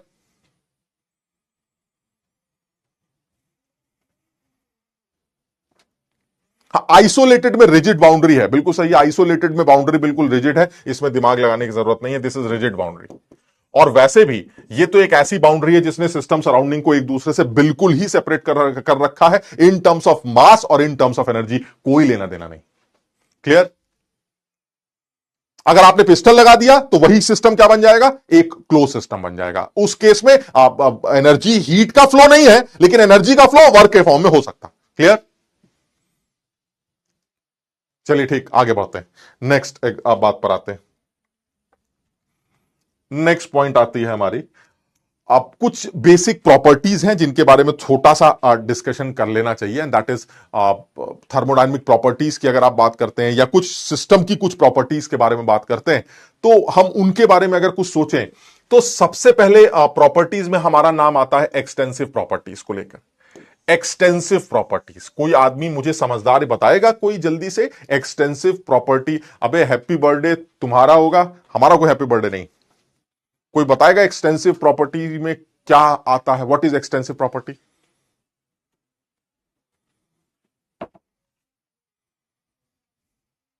हाँ, आइसोलेटेड में एडियाबेटिक वॉल होनी चाहिए, बिल्कुल सही है, इसमें दिमाग लाने की जरूरत नहीं, मुझे वहां मेंशन कर देना चाहिए। हालांकि मैंने आइसोलेटेड बाउंड्री लिख रखी है, तो that means this boundary should be adiabatic, इसमें कोई शक नहीं, this boundary should be adiabatic boundary. Quantity dependent, बिल्कुल सही है। अगर एक्सटेंसिव प्रॉपर्टी की बात करते हैं तो द प्रॉपर्टीज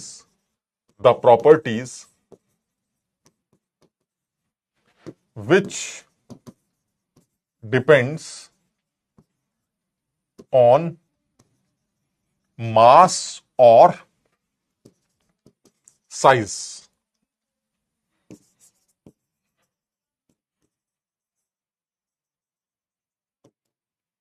मास और साइज के ऊपर जो डिपेंड करती होंगी, ऐसी प्रॉपर्टीज जो है हमारी एक्सटेंसिव प्रॉपर्टी। और तुम सोच के हैरान हो जाओगे कि उसका एक एग्जांपल है मास। सर इसमें हैरान होने की क्या बात है, वो तो है ही, समझ बात को। तो सर मास हमारा एक एक्सटेंसिव प्रॉपर्टी है। मास के लिए ये बोला जा रहा है, या फिर कोई और एक्सटेंसिव प्रॉपर्टी की अगर बात करूं तो दैट इज वॉल्यूम।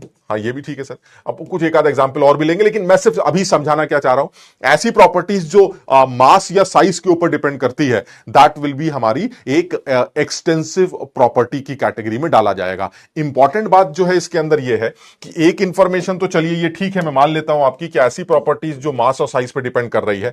दूसरी जो इंपॉर्टेंट इंफॉर्मेशन है कि एक्सटेंसिव प्रॉपर्टीज जो भी होंगी, एक्सटेंसिव प्रॉपर्टीज जो भी होंगी, दे आर एडिटिव।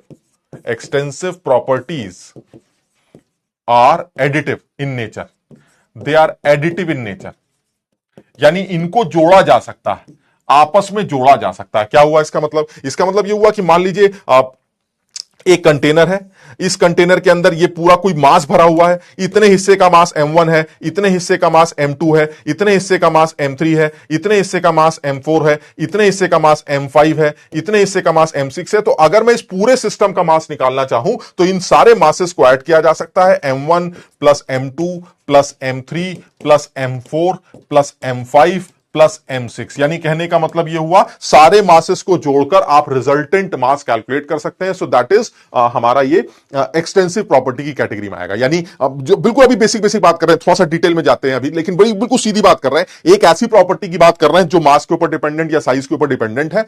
ऐसी प्रॉपर्टीज एडिटिव प्रॉपर्टीज रखती हैं, एडिटिव प्रॉपर्टी रखती हैं, इनको आपस में जोड़ा जा सकता है। ठीक है, इंपॉर्टेंट क्या? इंपॉर्टेंट यह है कि हम यह पहचानेंगे कैसे कि हमारी प्रॉपर्टी एक्सटेंसिव है या इंटेंसिव है। तो हम जरा एक सेकंड के लिए इंटेंसिव प्रॉपर्टी की बात और कर लेते हैं। इंटेंसिव प्रॉपर्टी वो होनी चाहिए जिसके बारे में अगर छोटा सा बात बोली जाए तो क्या निकल के आएगी? ऐसी property which is independent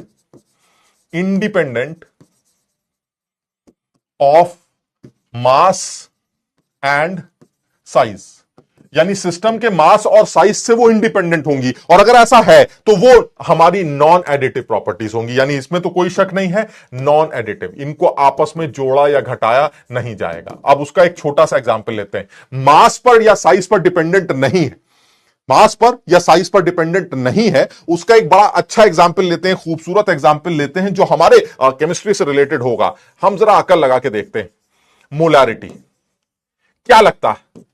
molarity, sir एक second, molarity is moles of solute divided by volume. Moles of solute sir, moles of solute सीधे सीधे एक्सटेंसिव होते हैं सर। मोल्स तो हमेशा एक्सटेंसिव होंगे, इसमें सोचने की क्या जरूरत है? मोल्स का मतलब है अगर आपने अमाउंट बढ़ाया तो मोल बढ़ जाएंगे, अमाउंट घटाया तो मोल घट जाएंगे, नंबर ऑफ पार्टिकल्स बढ़ जाएंगे। अगर मोल बढ़ रहे हैं तो इसका मतलब यह हुआ सर मोलैरिटी जिसमें मोल्स इंक्लूडेड है, बात खत्म हो गई सर। मोल्स के जुड़े होने से या मोल्स के होने से इसको हर सूरत में एक्सटेंसिव प्रॉपर्टी होना चाहिए। जबकि तुम सब जानते हो मोलैरिटी मेरी एक इंटेंसिव प्रॉपर्टी है।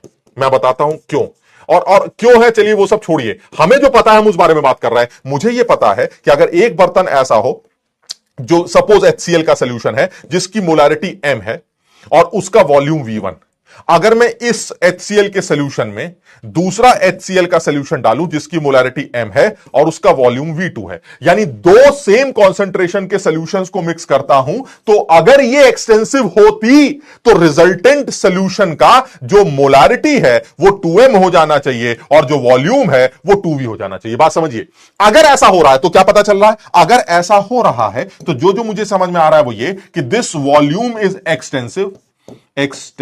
क्यों? क्योंकि सर ये आपस में जुड़कर 2v बन गया, ये v1 v2 मिलकर 2v भी नहीं बोलना चाहिए, अब v1 प्लस v2 बोलना चाहिए। एक सेकेंड, इसको v1 प्लस v2 और जनरली ले लेते हैं। सो this is v1 plus v2, यानी एक चीज तो क्लियर हो गई कि अगर आप सिर्फ वॉल्यूम की बात कर रहे हैं तो वॉल्यूम v1 प्लस v2 हो जाएगा, इसमें कोई केमिस्ट्री नहीं है सर। तो इसका मतलब ये हुआ वॉल्यूम हमारी एक्सटेंसिव। और अगर ऐसा हुआ जैसा मैंने लिखा, जैसा ये 2m, तो अगर ऐसा हुआ तो सर इसको भी हर सूरत में एक्सटेंसिव होने आना चाहिए। अगर ये एक्सटेंसिव है तो सर ये मोलैरिटी और ये मोलैरिटी आपस में जुड़कर 2m हो जाएंगे। जबकि तुम सब पढ़े लिखे आदमी, तुम्हें ये बात पता है कि ऐसा नहीं होता, तुम्हें यह बात पता है कि ऐसा नहीं होता है कि इसकी मोलैरिटी 2m आए, बिल्कुल नहीं होता। तुम सब जानते हो, मेरे लिए कुछ नई बात या तुम्हारे लिए कुछ नई बात नहीं है। सारी दुनिया जानती है कि अगर मैं रिजल्टेंट मोलैरिटी कैलकुलेट करता हूं तो रिजल्टेंट मोलैरिटी जो निकल के आएगी, रिजल्टेंट मोलैरिटी अगर मैं निकालना चाहता हूं तो रिजल्टेंट मोलैरिटी आएगी resultant moles divided by resultant volume. अब क्या सोचना सर, मोल्स कितने होंगे बताइए यहां पर? अरे सर HCl का वॉल्यूम V1 है, मोलैरिटी m है, तो मोल्स कितने हुए? mv1। और यहां से कितने आएंगे? mv2। याद है मोलैरिटी इंटू वॉल्यूम सोल्यूट के मोल्स देते हैं, तो यहां से HCl यहां गिरा, यहां का HCl यहां गिरा, तो जो टोटल मोल्स आएंगे वो आएंगे mv1 प्लस mv2। और जो टोटल मोल्स वॉल्यूम आएगा वो कितना आएगा? v1 plus v2। सर साफ दिखाई देता है, दिस इज ओनली m, ये तो m ही आ रहा है। सर v1 v2 कॉमन लीजिए, m को कॉमन लेके v1 v2 कैंसिल हो जाएगा सर। दिस यानी इसकी जो मोलैरिटी आ रही है वो क्या आ रही है? इसकी जो मोलैरिटी आ रही है वो m आ रही। और अगर इसकी मोलैरिटी m आ रही है तो एक चीज क्लियर है सर, ये नॉन एडिटिव है, जोड़ने से बढ़ नहीं रही है, जोड़ने से घट नहीं रही है, सो it will B N intensive property. यानी मैं ये बताना चाह रहा हूं ऐसी प्रॉपर्टी जो जोड़ी या घटाई ना जा रही हो, तो ऐसी प्रॉपर्टी हमारी इंटेंसिव प्रॉपर्टी की कैटेगरी में आती। अच्छा, अब सर एक रफ आइडिया लग रहा है हमें, और मेरे ख्याल से सब लोग इस बात को समझेंगे इस बात को। अब एक रफ आइडिया लग रहा है, रफ आइडिया क्या लग रहा है कि ऐसी प्रॉपर्टीज जिनको जो मास साइज पे डिपेंड करेंगी वो एक्सटेंसिव हो जाएंगी, जो मास साइज पे डिपेंड नहीं करेंगी वो इंटेंसिव हो जाएंगी। तो कुछ तो आइडिया है ना, कुछ तो आइडिया लग रहा है। जैसे मैं अभी कुछ एक आधा एग्जाम्पल और लूंगा, तुम मुझे जवाब देना, तो मैं उनके आंसर निकालूंगा। लेकिन सर अब थोड़ा सा और लॉजिकली सोचा जाए, तो इसमें क्या बुराई थी ये कहने में कि मोलैरिटी मोल्स ऑफ सोल्यूट पे डिपेंडेंट है? और अगर वो मोल्स ऑफ सोल्यूट पे डिपेंडेंट है तो ऐसे में क्या बुराई है कि अगर मोल्स बढ़ेंगे तो हर सूरत में मोलैरिटी भी चेंज होगी। इसलिए बुराई है क्योंकि वो सिर्फ मोल्स ऑफ सोल्यूट पे डिपेंड नहीं करती, वो डिनोमिनेटर में वॉल्यूम पे भी डिपेंड करती है। तो यहां से एक रिजल्ट निकल के आ रहा है। रिजल्ट क्या निकल के आ रहा है? रिजल्ट ये निकल के आ रहा है कि मैं सिर्फ मोलैरिटी का एक एग्जांपल ले रहा हूं, हर चीज एग्जांपल नहीं ले रहा हूं, सिर्फ मोलैरिटी का एक एग्जांपल ले रहा हूं। Molarity is equal two moles of solute, सब लोग जानते हैं इस बात को, divided by volume of solution. हम सब जानते हैं वॉल्यूम ऑफ सोल्यूशन। अब तुम ये बताओ, अगर मैं ध्यान से देखूं तो क्या ये कहना गलत है कि जो मोल्स ऑफ सोल्यूट होगा दिस इज एक्सटेंसिव? क्या ये एक्सटेंसिव प्रॉपर्टी नहीं है सर? मोल्स तो सर मास है, समझे बात को, तो ये तो पक्का है, इसमें क्या सोचना। डिवाइडेड बाय, क्या ये नीचे जो वॉल्यूम है क्या ये एक्सटेंसिव नहीं है? सर वॉल्यूम तो एक्सटेंसिव होता ही है, इसमें क्या सोचना है। इसका मतलब ये हुआ सर एक रिजल्ट है जो मुझे याद रखना चाहिए। आपने अभी प्रूव किया मोलैरिटी का एक एग्जांपल लेके कि मोलैरिटी मेरी इंटेंसिव थी, ये अभी प्रूव हुआ है, दिस वॉज इंटेंसिव, मोलैरिटी मेरी इंटेंसिव थी। तो मुझे एक चीज समझ में आती है कि अगर एक्सटेंसिव को दे मारोगे तो सर इंटेंसिव आएगा, बात खत्म। तो ये एक रिजल्ट है जो तुम्हें चुपचाप याद कर लेना चाहिए, इंटेंसिव ही आएगा। तो मेरे लिए ये चीज इंपॉर्टेंट हो गई, इसको एक खूबसूरत बात बना के, हालांकि बड़ी सीधी सी बात है, खूबसूरत मैं कई बार बता चुका हूं, खूबसूरत मतलब मुश्किल नहीं। अच्छा, ये अच्छी बात है, समझ रहे हो? तो इसका मतलब ये हुआ कि अगर मैं इसको याद करना चाहता हूं तो एक्सटेंसिव प्रॉपर्टी ले ली जाए, और एक्सटेंसिव को अगर एक्सटेंसिव से दे मारा जाए तो ऐसे में वो इंटेंसिव बन जाता है। मैं और एग्जाम्पल लूंगा, अभी लेता हूं मैं एक एक करके, लेकिन इसको सब लोग अलग से याद कर लेते हैं। चलिए और भी एग्जाम्पल ले लेते हैं, और भी एग्जाम्पल लेंगे, अभी मुझे समझ में आ जाए, ठीक। अच्छा, दूसरी बात क्या है? यानी हमें एक तरह से देखा जाए तो अब एक्सटेंसिव के बारे में ये तीसरी बात पता चली। पहली बात क्या है? ऐसी बात जो मास साइज पे डिपेंड करेगी, एक्सटेंसिव है। दूसरी सर एडिटिव है। तीसरी, दो एक्सटेंसिव क्वांटिटीज को डिवाइड करने से इंटेंसिव प्रॉपर्टी तैयार हो जाती है, ये भी ठीक। अच्छा सर, और थोड़ा सा और आगे बढ़ते हैं सर, और थोड़ी सी गंदी गंदी बातें करते हैं। चलिए और गंदी बात करते हैं। हमें अगर कभी ये चेक करना हो कि हमारी जो प्रॉपर्टी है वो एक्सटेंसिव है या इंटेंसिव है, तो एक बहुत, हालांकि मुझे तो बहुत अच्छा मेथड नहीं लगता, और क्योंकि मुझे जनरल नहीं लगता, बट फिर भी बोला जाता है, तो मैं ये जो बोला जाता है वो तुम्हें बता रहा हूं कि अगर मान लीजिए मैं आपसे कहूं कि मेरे पास एक सिस्टम, मान लीजिए ये सिस्टम है जिसके अंदर एक आइडियल गैस भरी हुई, ठीक है। तो अगर आप इसके अंदर कोई आइडियल गैस भरते हैं और आपको ये इंफॉर्मेशन दे दी जाए कि इस आइडियल गैस का जो टेम्परेचर है वो मान लीजिए आपका 3000 केल्विन है, कुछ भी ले लेते हैं, इसका जो प्रेशर है वो मान लीजिए 2 ATM है, और इसका जो वॉल्यूम है वो मान लीजिए 20 लीटर। यानी अगर मान लीजिए ये जो सिस्टम है वो सिस्टम कुछ इस तरह का दिया जाए। एक आदमी कह रहा है सर गंदी बात मतलब नॉटी नॉटी बातें। अरे अभी तो तुम इतने से हैं, नॉटी बात करेंगे, बताइए हालत। अभी उम्र देखिए और बातें नॉटी करनी इनको।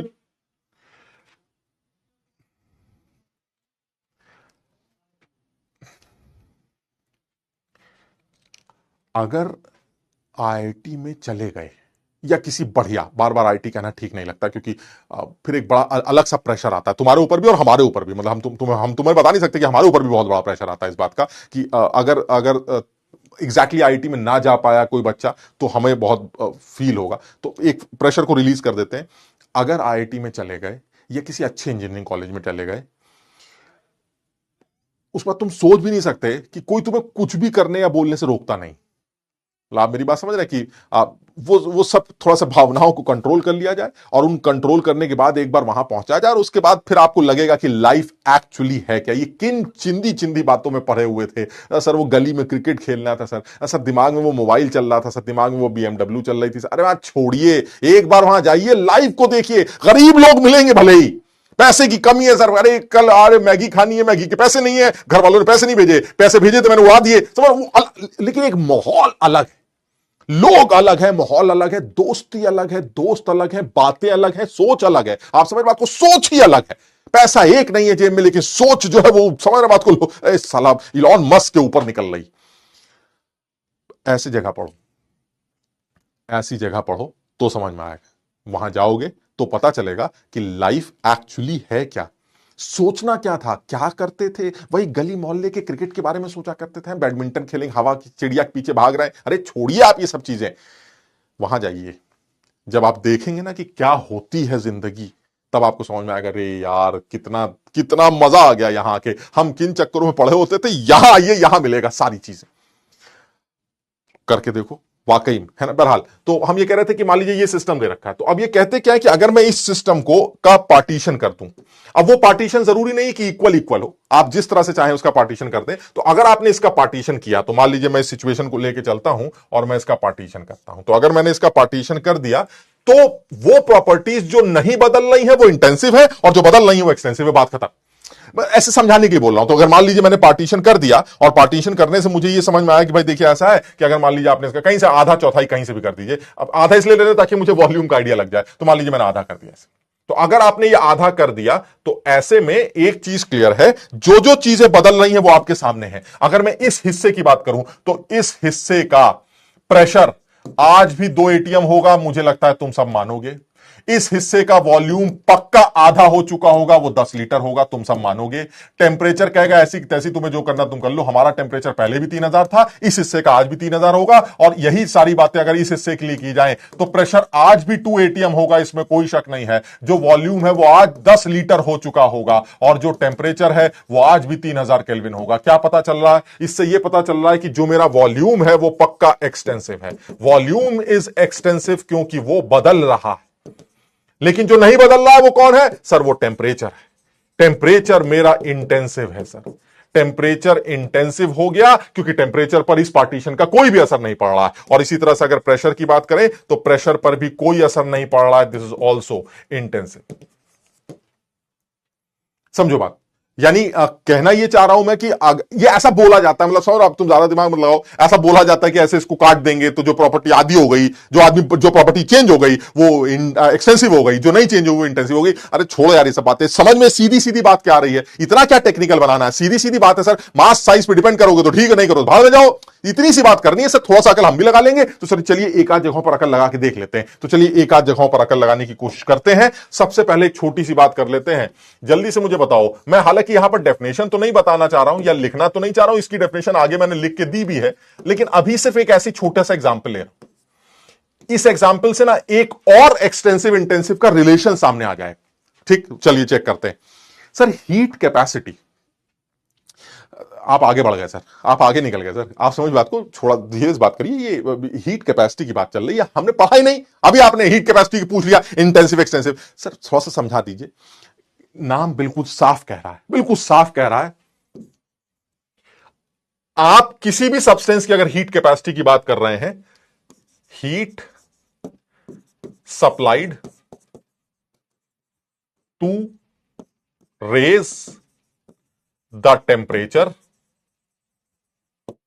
Bye 1 degree, heat supplied to the system to raise the temperature by 1 degree. ठीक, एक सेकेंड सर, डिग्री क्यों लिखा है सर? जल्दी से मुझे सोच के बताओ, डिग्री सेंटीग्रेड है या डिग्री केल्विन में? ये टेम्परेचर जो है ये डिग्री सेंटीग्रेड वाला है या केल्विन वाला है? जल्दी से बताओ, to raise the temperature by 1 degree in kelvin और डिग्री, जल्दी से बताओ।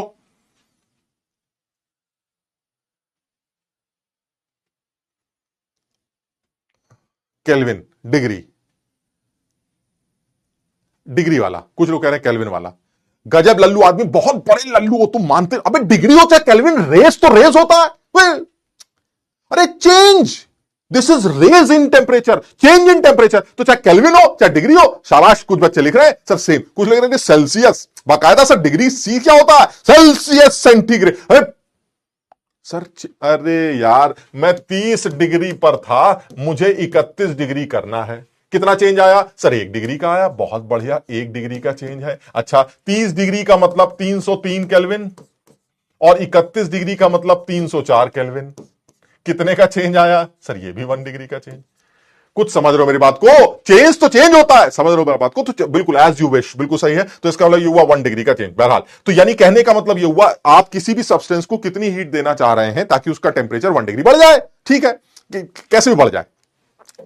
सर अगर मैं आपको 1 डिग्री टेम्परेचर आपका बढ़ाना चाहता हूं तो ज्यादा हीट देनी पड़ेगी। सर आप इतने लंबे चौड़े मोटे तगड़े हाथी जैसे हैं, आपका टेम्परेचर जो है ज्यादा, आपको 1 डिग्री टेम्परेचर बढ़ाने के लिए आपको ज्यादा एनर्जी देनी पड़ेगी सर, ज्यादा हीट देनी पड़ेगी।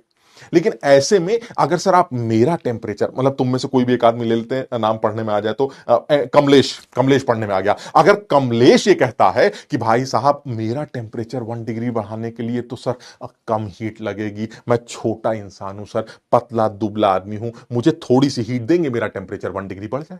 आपका टेम्परेचर 1 डिग्री बढ़ाने में ज्यादा हीट लगेगी, मेरा टेम्परेचर 1 डिग्री बढ़ाने में कम हीट लगेगी। So that means this heat supplied to raise the temperature by 1 degree is extensive. Sir it is mass dependent, it is size dependent. समझ रहे बात को? मेरी बात सब लोग समझ रहे हो? यानी कहना क्या चाहते हैं सर, हीट कैपेसिटी जो डेफिनेशन समझ में आती है वो बड़ा क्लियर है। इस आदमी की हीट कैपेसिटी, ये कमलेश, दिस इज कमलेश, समझ रहे बात को? ये कमलेश है, छोटा आदमी है, कमजोर आदमी। कमलेश मजाक कर रहे हैं, समझो बात को। कहीं ऐसा ना कमलेश के, सर आपने हमें देखा ओ, तो हम कमलेश को नहीं जानते, ऐसे एग्जांपल ले रहे हैं। तो ये छोटा आदमी है, ये क्या कह रहा है कि भाई ऐसा मुझे आपने हीट दी, मेरा टेम्परेचर 1 डिग्री बढ़ जाए। इसी में सर आपने अपने बगल में, मेरे बगल में अपने आप को खड़ा कर दिया, ये मैं हूं, समझ बात को? ये मैं हूं, मोटा तगड़ा लंबा चौड़ा ऐसे। तो अब ऐसे में मोटे आदमी को जब आप हीट देंगे, उसका टेम्परेचर बढ़ाना चाहते 1 डिग्री और इसको हीट देके 1 डिग्री बढ़ाना चाहते हो, साफ समझ में आ रहा है? जितना मोटा आदमी होगा उतनी ज्यादा हीट देनी पड़ेगी, आप समझिए। यानी ये तो कंफर्म हो गया, इसकी जो हीट कैपेसिटी होगी वो इसकी हीट कैपेसिटी से ज्यादा होगी, यानी इसमें कोई शक नहीं है। हीट कैपेसिटी मास के ऊपर डिपेंड करेगी। यानी अगर मैं अपनी हीट कैपेसिटी की बात करता हूं और मैं कमलेश की हीट कैपेसिटी की बात करता हूं, तो heat capacity of F is greater than heat capacity of Kamlesh and that depends on the size. Clear? देखो मैंने अपने आप को बहुत मोटा बोला, मैं इतना मोटा हूं नहीं, बस सिर्फ तुम्हें समझाने के लिए बोल रहा हूं। और कमलेश भी इतना पतला नहीं जितना पतला मैं उसको बोल रहा हूं, समझ रहे बात को? कमलेश, एक आदमी लिखा कमलेश तो गर्ल है, तो गर्ल भी मोटे पतले हो सकते हैं, उसमें क्या सोचना है? ठीक, बहरहाल यानी हम ये कहना चाह रहे हैं कि आप ये हीट कैपेसिटी, अब देखो, अब यहीं पर एक चेंज करते हैं। अब अगर यही ना करके कुछ ऐसा कर दिया जाए जिसमें हीट कैपेसिटी को मास से डिवाइड कर दिया जाए या मोल से डिवाइड कर दिया जाए। समझना जरा बात को, हीट कैपेसिटी को मास से डिवाइड कर दिया जाए या मोल से डिवाइड कर दिया जाए। अब क्या हो सर? अब मामला गड़बड़। गड़बड़ यह है कि अब आप चाहे मोटे हो चाहे पतले हो, आपके एक मोल की हीट कैपेसिटी पूछी जा रही है। बात समझिएगा जरा बात को, यानी this is heat capacity, molar heat capacity. इसे आप मोलर हीट कैपेसिटी का नाम देंगे, this is molar heat capacity. और दूसरा वाला मास से डिवाइड किया गया है, this is specific heat capacity.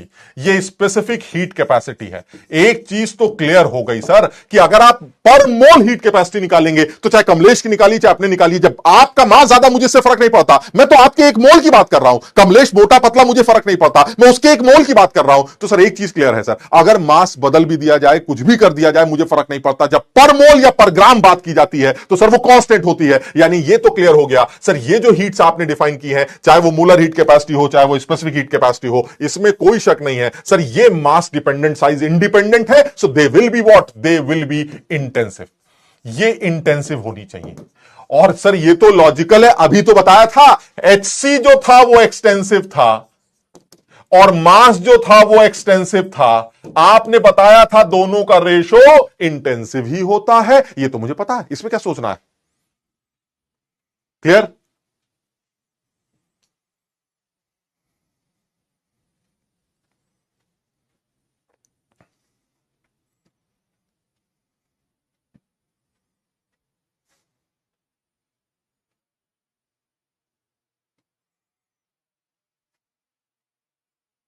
Clear है सबको? ये बात समझ में आ रही है? यानी ये बहुत आसान हो गया, जिसमें कुछ नहीं करना था। और मुझे जो समझ में आ रहा है वो ये कि यहां से मैं एक रिजल्ट निकालना चाह रहा था जो तुम्हें बताना चाह रहा था, और जिसको मैं फिर एक खूबसूरत बात की कैटेगरी में डाल के बंद करूंगा कि वो बहुत आसान है। एक्सटेंसिव डिवाइडेड बाय मास या मोल, जो भी बोलना चाहें, ये बन जाता है इंटेंसिव। इस बात को सब लोग अलग से नोट कर सकते हैं।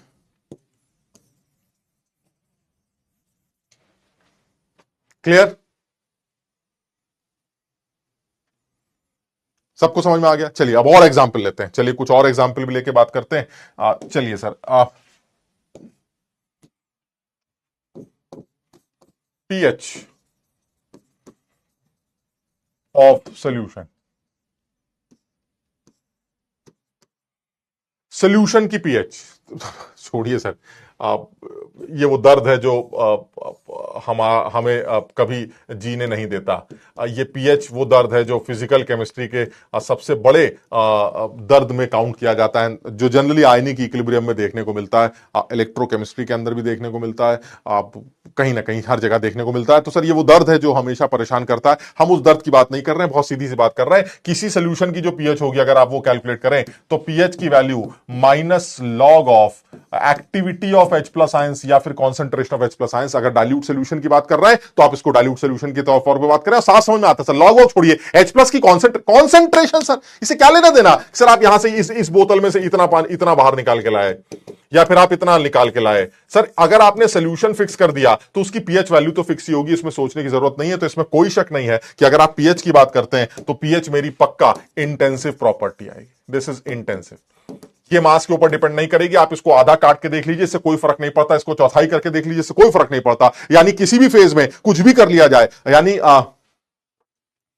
सब स्पैमर्स आज एक साथ हो गए। अच्छा, कमाल। क्लियर है? ये समझ में आ गया? अच्छा, और एग्जांपल लेते हैं, एक और एग्जांपल लेते हैं फटाफट। इसी के साथ एक और एग्जांपल जोड़ देते हैं, and that is vapour pressure.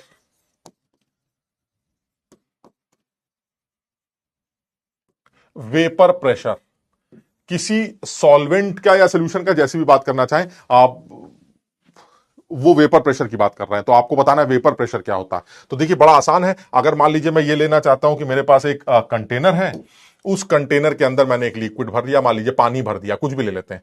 एक कंटेनर है जिसके अंदर मैंने पानी भर दिया, मान लीजिए कुछ भी ले लेते हैं। एक कंटेनर है जैसे मान लीजिए मैंने उसके अंदर पानी भर दिया, कुछ भी ले लेते हैं। एक कंटेनर है जैसे मान लीजिए मैंने उसके अंदर पानी भर दिया, कुछ भी ले लेते हैं। एक कंटेनर है जैसे मैंने उसके अंदर पानी भर दिया, कुछ भी ले लेते हैं। एक कंटेनर है जैसे मैंने उसके अंदर पानी भर दिया, कुछ भी ले लेते हैं। चलिए ठीक है सर, ये ले लेते हैं। अब आपके सामने ये कुछ कंटेनर्स रखे हैं और मैंने इनके अंदर पानी भर रखा है, ठीक है। तो चलिए मैं पानी भर देता हूं, ये पानी, यानी इनडायरेक्टली मैं दिखाना चाहता हूं कि वो वॉल्यूम या मास या साइज चेंज हो रहा है, ठीक। यहां पर भी ले लेते हैं ऐसे, और यहां पर भी ले लेते हैं। कुछ ऐसे ले लेते हैं जैसे एक बूंद जगह छूटी है और सब पानी पानी भरा हुआ है, पूरा पानी भर दिया, जरा सी जगह छोड़ दिया, है ना। एक केस ये ले लेते हैं, और एक केस ले लेते हैं कि इसके अंदर एक ही बूंद है, बाकी सब खाली जगह है। आपको बताना है इन सब जगहों पर वेपर प्रेशर के बारे में आपका क्या ख्याल, आपको क्या लगता है। वेपर प्रेशर के सीन की बात करें, कहां पर वेपर प्रेशर, जैसे मान लीजिए मैं यहां की बात करता हूं, यहां पर वेपर प्रेशर मान लीजिए P1, यहां पर वेपर प्रेशर P2, यहां पर वेपर प्रेशर P3 है, यहां पर वेपर प्रेशर P4 है, यहां पर वेपर प्रेशर P5 है, और यहां पर वेपर प्रेशर P6। तो क्या लगता है, क्या रिलेशन लगता है। अब 1 वाले बच्चे जो हैं वो सॉल्यूशन पढ़ चुके हैं, लेकिन ऐसी कोई बात नहीं है, 2 वाले भी जवाब दे सकते हैं, ऐसा कुछ नहीं। शाबाश, चलो आज देखते हैं, बहुत हो गया। क्या लगता है, हर 2.0 सेम होगा, सेम होगा, डिफरेंट होगा। 1 वाले कह रहे हैं सेम होगा, ऑल सेम। साहिल, प्रिंस, हेमंत, सारे लोग कह रहे हैं सेम होगा। अच्छा, प्रेशर तो सब जगह सेम होगा, शाबाश। सबसे पहली बात तो वेपर प्रेशर कहते किसको है, उससे तुम्हें समझ में आ जाएगा। हाँ, इससे समझ में आ रहा है कि तुम्हें कुछ नहीं आता है ना, चाहे 1 हो चाहे 2 हो, सब एक जैसे टाइप, एक लल्लू हो, लाइन से लल्लू हो। अब सुनो मेरी बात को, what is vapour pressure. Sir vapour pressure वो प्रेशर होता है जो लिक्विड की सरफेस पर वेपर्स लगाती हैं चारों तरफ से। समझ लो बात को, ये समझ में आना।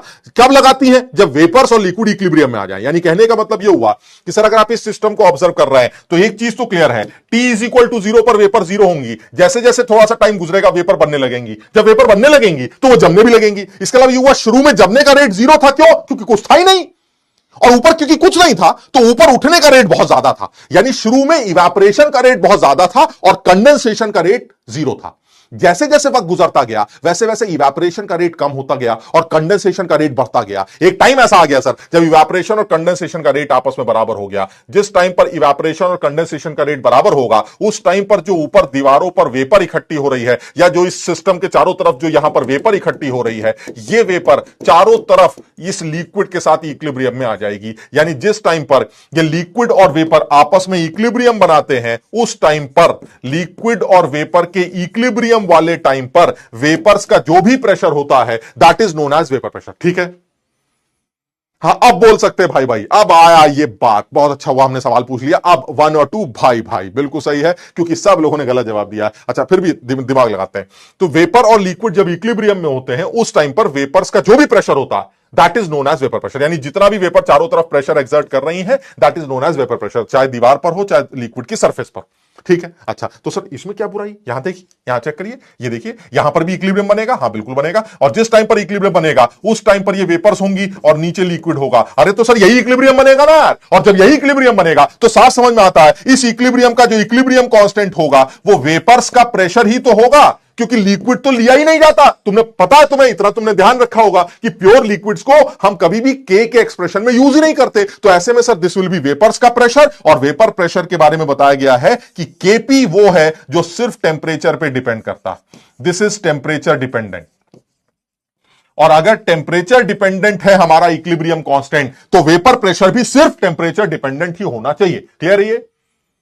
अरे अंकित जोशी कर लेंगे भाई, समझो बात को। यानी KP is equal to VP, एक चीज क्लियर हो गई, और के हमारा टेम्परेचर डिपेंडेंट है, सो vapour pressure is also temperature dependent. यानी एक चीज क्लियर है, यहां पर भी अगर टेम्परेचर सेम है तो ये वाला भी इक्विलिब्रियम सेम होगा, और जब इक्विलिब्रियम सेम होगा तो यहां पर भी इक्विलिब्रियम कांस्टेंट की वैल्यू सेम होगी क्योंकि टेम्परेचर सेम है, और अगर इक्विलिब्रियम कांस्टेंट सेम है तो वेपर प्रेशर भी सेम होगा, यानी P1 P2 आपस में बराबर होंगे। सिमिलरली इन दिस केस जब यहां इक्विलिब्रियम बनेगा तो P1 P3 P2 बराबर होंगे। क्लियर है ये? इसी तरह से क्या यहां इक्विलिब्रियम नहीं बन सकता? बिल्कुल बन सकता है सर यहां भी इक्विलिब्रियम बन सकता है, और अगर यहां इक्विलिब्रियम बना तो यहां चारों बराबर होंगे। क्या यहां इक्विलिब्रियम नहीं बन सकता है? बिल्कुल बन सकता है सर। दो बूंदे वेपर की बनेंगी और वो इतना प्रेशर एक्सर्ट करने लगेंगी जिसकी वैल्यू किसके बराबर होगी? केपी के बराबर। और केपी क्योंकि टेंपरेचर डिपेंडेंट है तो वेपर प्रेशर यहां पर भी सेम होगा। क्लियर है? यानी कहने का मतलब ये हुआ P4, P5, P3, P2 सब सेम होंगे। सर P6 पे आते हैं, क्या यहां वेपर नहीं बनेंगी? बिल्कुल बनेंगी। अब जरा समझने की कोशिश करना, अगर मैं ये कहता हूं कि वेपर प्रेशर की वैल्यू, सपोज मैं ऐसे बोल रहा हूं 1.5 एटीएम, समझो बात को, सपोज वेपर प्रेशर की वैल्यू 1.5 एटीएम, ठीक, तो इसका मतलब ये हुआ कब इक्विलिब्रियम बनेगा? जब वेपर्स बढ़ते बढ़ते कितने प्रेशर की हो जाएंगी? 1.5 एटीएम की। यहां वेपर बढ़ती जा रही है, बढ़ती जा रही है, बढ़ती जा रही है, बढ़ती जा रही है, उड़ता जा रहा है, उड़ता जा रहा है, और जैसे ये प्रेशर 1.5 हुआ, खड़ाक से इक्विलिब्रियम मेंटेन हो जाएगा। यहां पर जैसे ही 1.5 हुआ, इक्विलिब्रियम मेंटेन हो जाएगा। जैसे यहां पर 1.5 हुआ, इक्विलिब्रियम मेंटेन हो जाएगा। और यहां तो 1.5 होने में 1 सेकंड लगेगा, क्योंकि सर इतनी छोटी स्पेस है, जरा सी भी वेपर बन गई तो प्रेशर 1.5, खड़ाक से इक्विलिब्रियम सेट। यहां पर क्या होगा? ये लिक्विड उड़ेगा सर। जब ये उड़ेगा तो अंदर से आवाज आएगी, अभी हमारा प्रेशर 0.5 एटीएम है, और उड़ो। लिक्विड कहेगा अच्छा ठीक है, थोड़ा सा और उड़ते हैं। लिक्विड और उड़ेगा, अंदर प्रेशर बढ़कर 0.6 एटीएम हो जाएगा। आवाज आएगी अभी भी इक्विलिब्रियम नहीं बना, क्योंकि इक्विलिब्रियम बनाने के लिए वेपर्स का प्रेशर 1.5 एटीएम होना चाहिए, और उड़ो। लिक्विड कहेगा लो थोड़ा सा और उड़ जाते हैं, अंदर प्रेशर बढ़कर 0.7 एटीएम हो जाएगा। अब क्या इक्विलिब्रियम बनेगा? नहीं बनेगा। अंदर से आवाज आएगी और लिक्विड को उड़ाना पड़ेगा ताकि प्रेशर 1.5 हो जाए। अंदर से आवाज आएगी कौन उड़े, कहां से उड़े, हम तो खत्म हो गए। समझो बात, यहां पर लिक्विड का अमाउंट लग रहा है इतना कम है कि अगर वो सब भी उड़ गया, सारा भी उड़ गया, तो भी वेपर्स का प्रेशर 1.5 एटीएम तक नहीं पहुंच सकता। तो इसमें कोई शक नहीं है, देखने से ऐसा लगता है कि इन सब में सबसे छोटा प्रेशर P6 होना चाहिए, और इस P6 को किसी भी सूरत में वेपर प्रेशर नहीं कहा जा सकता, क्योंकि वेपर प्रेशर तो लिक्विड और वेपर के इक्विलिब्रियम पर वेपर्स के प्रेशर को कहा जाता है, जो टेंपरेचर डिपेंडेंट है, जो सेट होता अगर आप प्योर लिक्विड की बात करते हैं। मेरी बात सब लोग समझ रहे हैं? मैंने जानबूझ के ये सारे टर्म्स बनाए क्योंकि तुमने, बहुत सारे बच्चों ने सोल्यूशन पढ़ रखा है। मैं सिर्फ ये बताना चाह रहा था, सोल्यूशंस में वेपर प्रेशर को सिर्फ एक लाइन देके खत्म कर दिया जाता है। वेपर प्रेशर टेंपरेचर डिपेंडेंट है, जो कि किसी भी सॉल्वेंट के लिए सिर्फ टेंपरेचर पर डिपेंड करता है। अगर टेंपरेचर सेम है तो दो जगहों पर वेपर प्रेशर उस सॉल्वेंट का सेम ही होगा। मेरे लिए एक लाइन और इंपॉर्टेंट है, अगर मैं अच्छे लेवल की बात करता हूं, कि वो दो जगहों पर, दोनों जगहों पर वेपर प्रेशर सिर्फ तभी सेम होगा जब टेंपरेचर भी सेम हो और एटलीस्ट इक्विलिब्रियम बने। अगर इक्विलिब्रियम बनने लायक सॉल्वेंट है ही नहीं तो काहे का वेपर प्रेशर? सर छोड़ दीजिए बात को, समझो बात, कुछ समझे? सब लोग इस बात को समझने की कोशिश करो। एक आदमी कह रहा, अब एक आदमी कह रहा वन वालों को कुछ नहीं आता, घबराहट हो रही है। अब नहीं, कुछ नहीं हो रहा है, सब सही हो रहा है, सब करेंगे, सब कर रहे हैं। समझ लो बात को? यानी कहने का मतलब ये हुआ कि आप यहां पर वेपर इक्विलिब्रियम बना सकते हैं, हाँ बना सकते हैं, तो P1 P2 सेम, यहां बना सकते हैं, हाँ बना सकते हैं, सब सेम, यहां सब सेम। लेकिन यहां ऐसा लग रहा है सर, कंफर्म तो मैं अब भी नहीं हूं, लेकिन मुझे ऐसा लग रहा है कि सर यहां जो है इतना कम लिक्विड लिया है कि अगर ये सब भी उड़ गया, सारा भी उड़ गया, तो भी सर 1.5 एटीएम तक शायद ना पहुंच पाए। तो मुझे ऐसे ये डाउट है कि सर P6 जो है वो इन सब के बराबर होगा। मुझे ये डाउट है बस, अदरवाइज क्या है सर, जहां जहां दिखाई दे रहा है उस हिसाब के से देखें तो सर P6 को अलग कर देते हैं। P1 बराबर, P2 बराबर, P3 बराबर, P4 बराबर, P5, ये सब आपस में बराबर होंगे। अगर आप ये कहते हैं कि इक्विलिब्रियम बन गया है तो ऐसे में P6 भी बराबर होगा, और अगर आपको डाउट है कि इक्विलिब्रियम बनाया नहीं तो ऐसे में सर P6 को अलग कर दीजिए, बात खत्म। हां, अगर आप यह कहते हैं कि वेपर प्रेशर क्या हर जगह बराबर है, तो अगर वेपर प्रेशर की बात करते हैं तो जहां जहां वेपर प्रेशर है वो सब वैल्यूज आपस में बराबर। क्लियर है?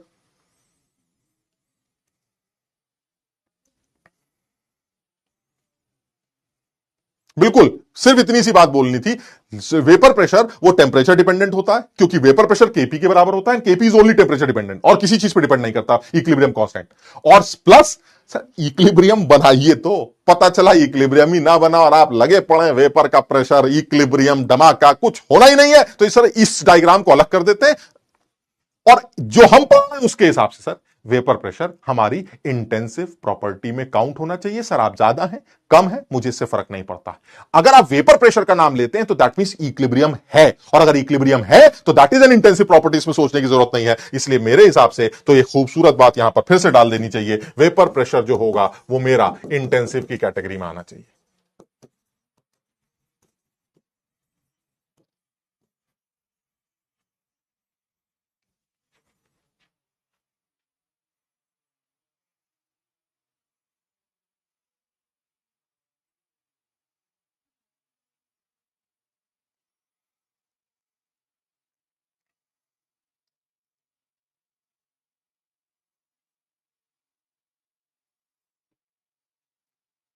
क्लियर?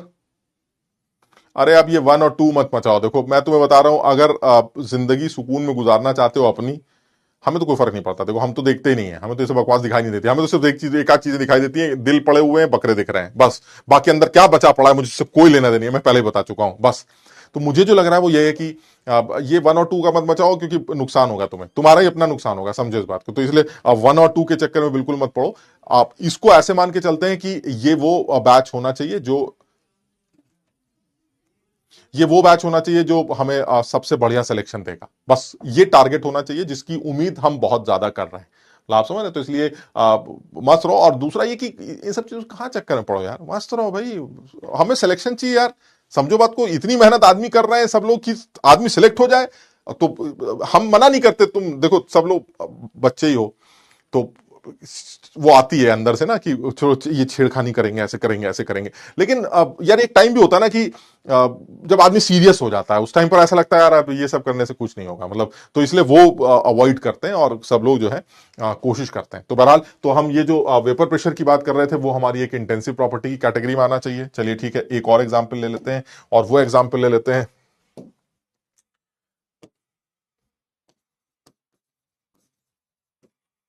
Electrode potential.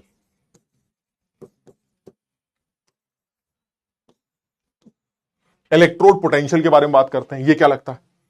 तो बड़ा सीधा है। सबसे पहली बात तो सर, इलेक्ट्रोड का potential, EMF of the cell बोले, सेल का ईएमएफ निकालो या फिर इलेक्ट्रोड का पोटेंशियल निकालो, दोनों बातें एक ही हैं। तो अगर आप किसी इलेक्ट्रोड के पोटेंशियल की बात कर रहे हैं, तो क्या वो टेम्परेचर, क्या वो साइज डिपेंडेंट है? तो सर देखिए, इलेक्ट्रोड का पोटेंशियल साइज डिपेंडेंट कहीं से नहीं लगता, बिल्कुल नहीं लगता है। उसका रीजन है, सबसे पहली बात तो इलेक्ट्रोड का पोटेंशियल का लॉजिक क्या होता है।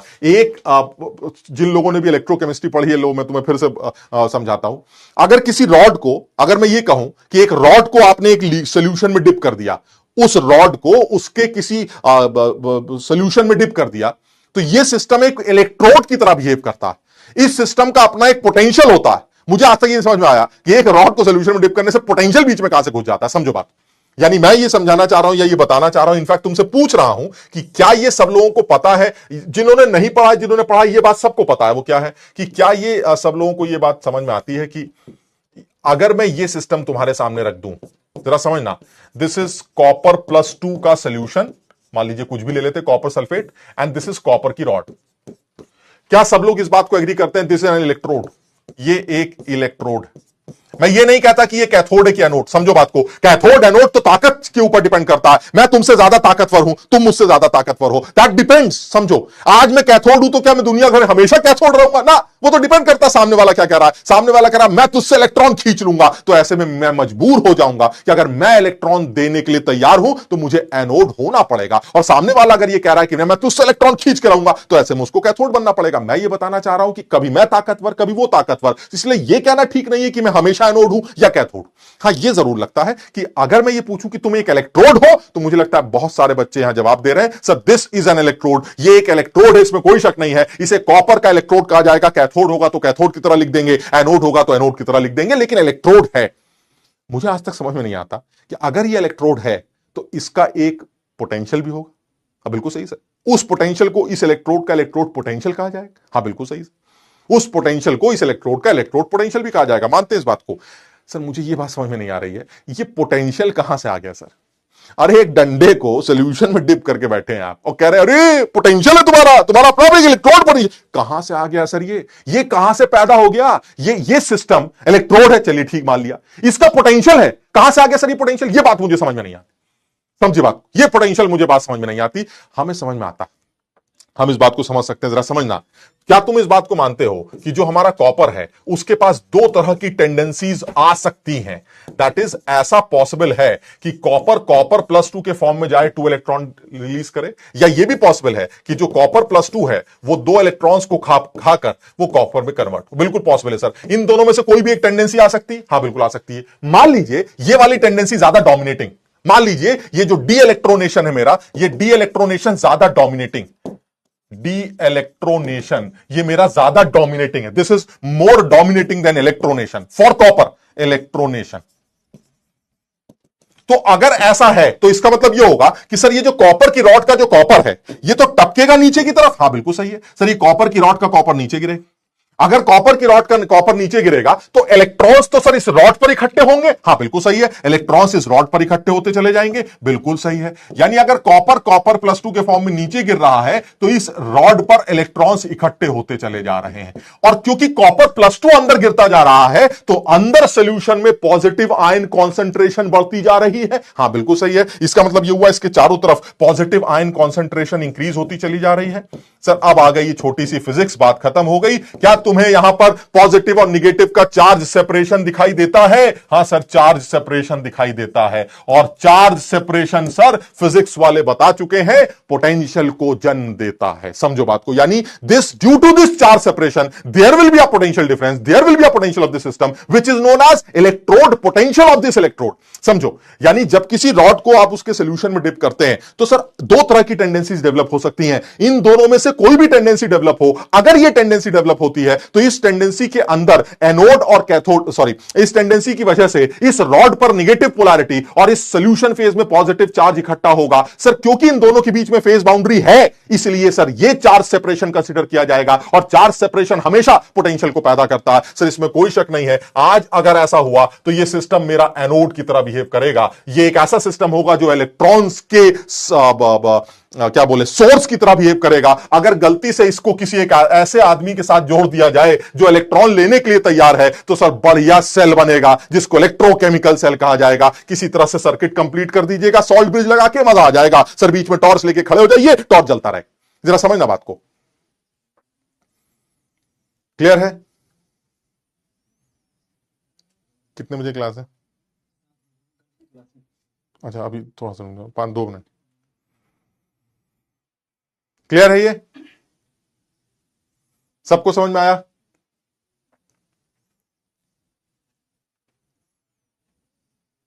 हाँ, वो हमारा सॉल्ट ब्रिज का केस, मतलब मैं ये सिर्फ बताना चाह रहा हूं, इसको देख के क्या लगता है?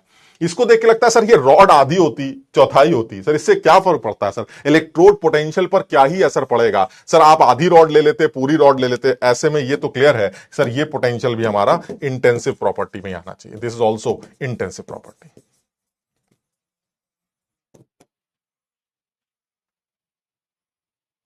क्लियर है? बस एक लास्ट पॉइंट जल्दी से खत्म कर देते हैं ताकि अगली बार दिक्कत ना हो। और रेजिस्टेंस की बात करें तो रेजिस्टेंस जो होना चाहिए that is capital R, it should be rho l by A. तो इसमें देखने की जरूरत नहीं है सर, ये तो एक्सटेंसिव होगा ही। अगर साइज बड़ा ले लोगे, मास ज्यादा ले लोगे तो उस केस में वो डिपेंडेंट बन जाएगा रेजिस्टेंस हमारा साइज और मास के। बिल्कुल सही है, लेकिन ये जो रो है जिसको आप रेजिस्टिविटी कहते हैं, this is material dependent resistivity.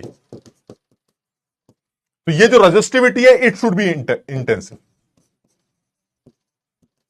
ये मटेरियल डिपेंडेंट होगा, मटेरियल ज्यादा है, अच्छा है, खराब है, जो भी कुछ है, तो that is resistivity which is a proportionality constant, so it will be intensive. But rho which is link with something in metre, देख रहे हो एल की यूनिट मीटर में आएगी और ए की यूनिट मीटर स्क्वायर में आएगी, तो कहीं ना कहीं आर की वैल्यू मीटर के साथ लिंक है, चाहे वो इनवर्सली हो चाहे रिलेटेड हो, जैसा भी हो। तो इसका मतलब ये हुआ आपने साइज को कम ज्यादा किया, रेजिस्टेंस पे फर्क पड़ने वालेगा जिसकी वजह से सब गड़बड़ हो जाएगी। इसका मतलब ये हुआ रेजिस्टेंस को मैं पक्का intensive property sorry extensive property की कैटेगरी में डालूंगा। क्लियर है? तो चलिए आज इतना ही करते हैं।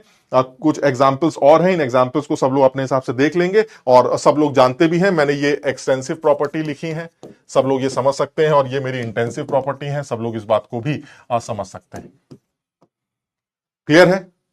चलिए तो आज इतना ही करते हैं, अगली क्लास में फिर मुलाकात करेंगे और नेक्स्ट क्लास में इस टॉपिक को और अच्छी तरह से स्टार्ट करते हैं। तो सब लोग जो है मेहनत करें। ये ऋतिक लोधी, मान जाओ बे, ठीक है? तो आज इतना ही करते हैं, अगली क्लास में फिर मुलाकात करते हैं। Thank you so much. और सब लोग जो है ये पढ़ाई करें, है ना, और ये बात बिल्कुल बंद कर दें कि 1 वाले अच्छे हैं 2 वाले अच्छे हैं। हमें रिजल्ट अच्छा चाहिए और हमें पता है कि रिजल्ट कौन अच्छा देगा, रिजल्ट वही अच्छा देगा जो ये 1-2 के ड्रामेबाजी से ऊपर उठ चुका होगा। सब लोग एक जैसे हैं, खूब मेहनत कर रहे हैं, सब लोगों को सब एक जैसे टीचर पढ़ा रहे हैं क्योंकि सब कॉमन है, कोई कहीं से भी पढ़ सकता है। तो ऐसे में सर रिजल्ट तो अच्छा मिलना ही है, इसमें कोई शक नहीं। तो और कोशिश करो, जम के मेहनत करो। आज इतना ही करते हैं, अगली बार फिर मिलते हैं। Thank you so much.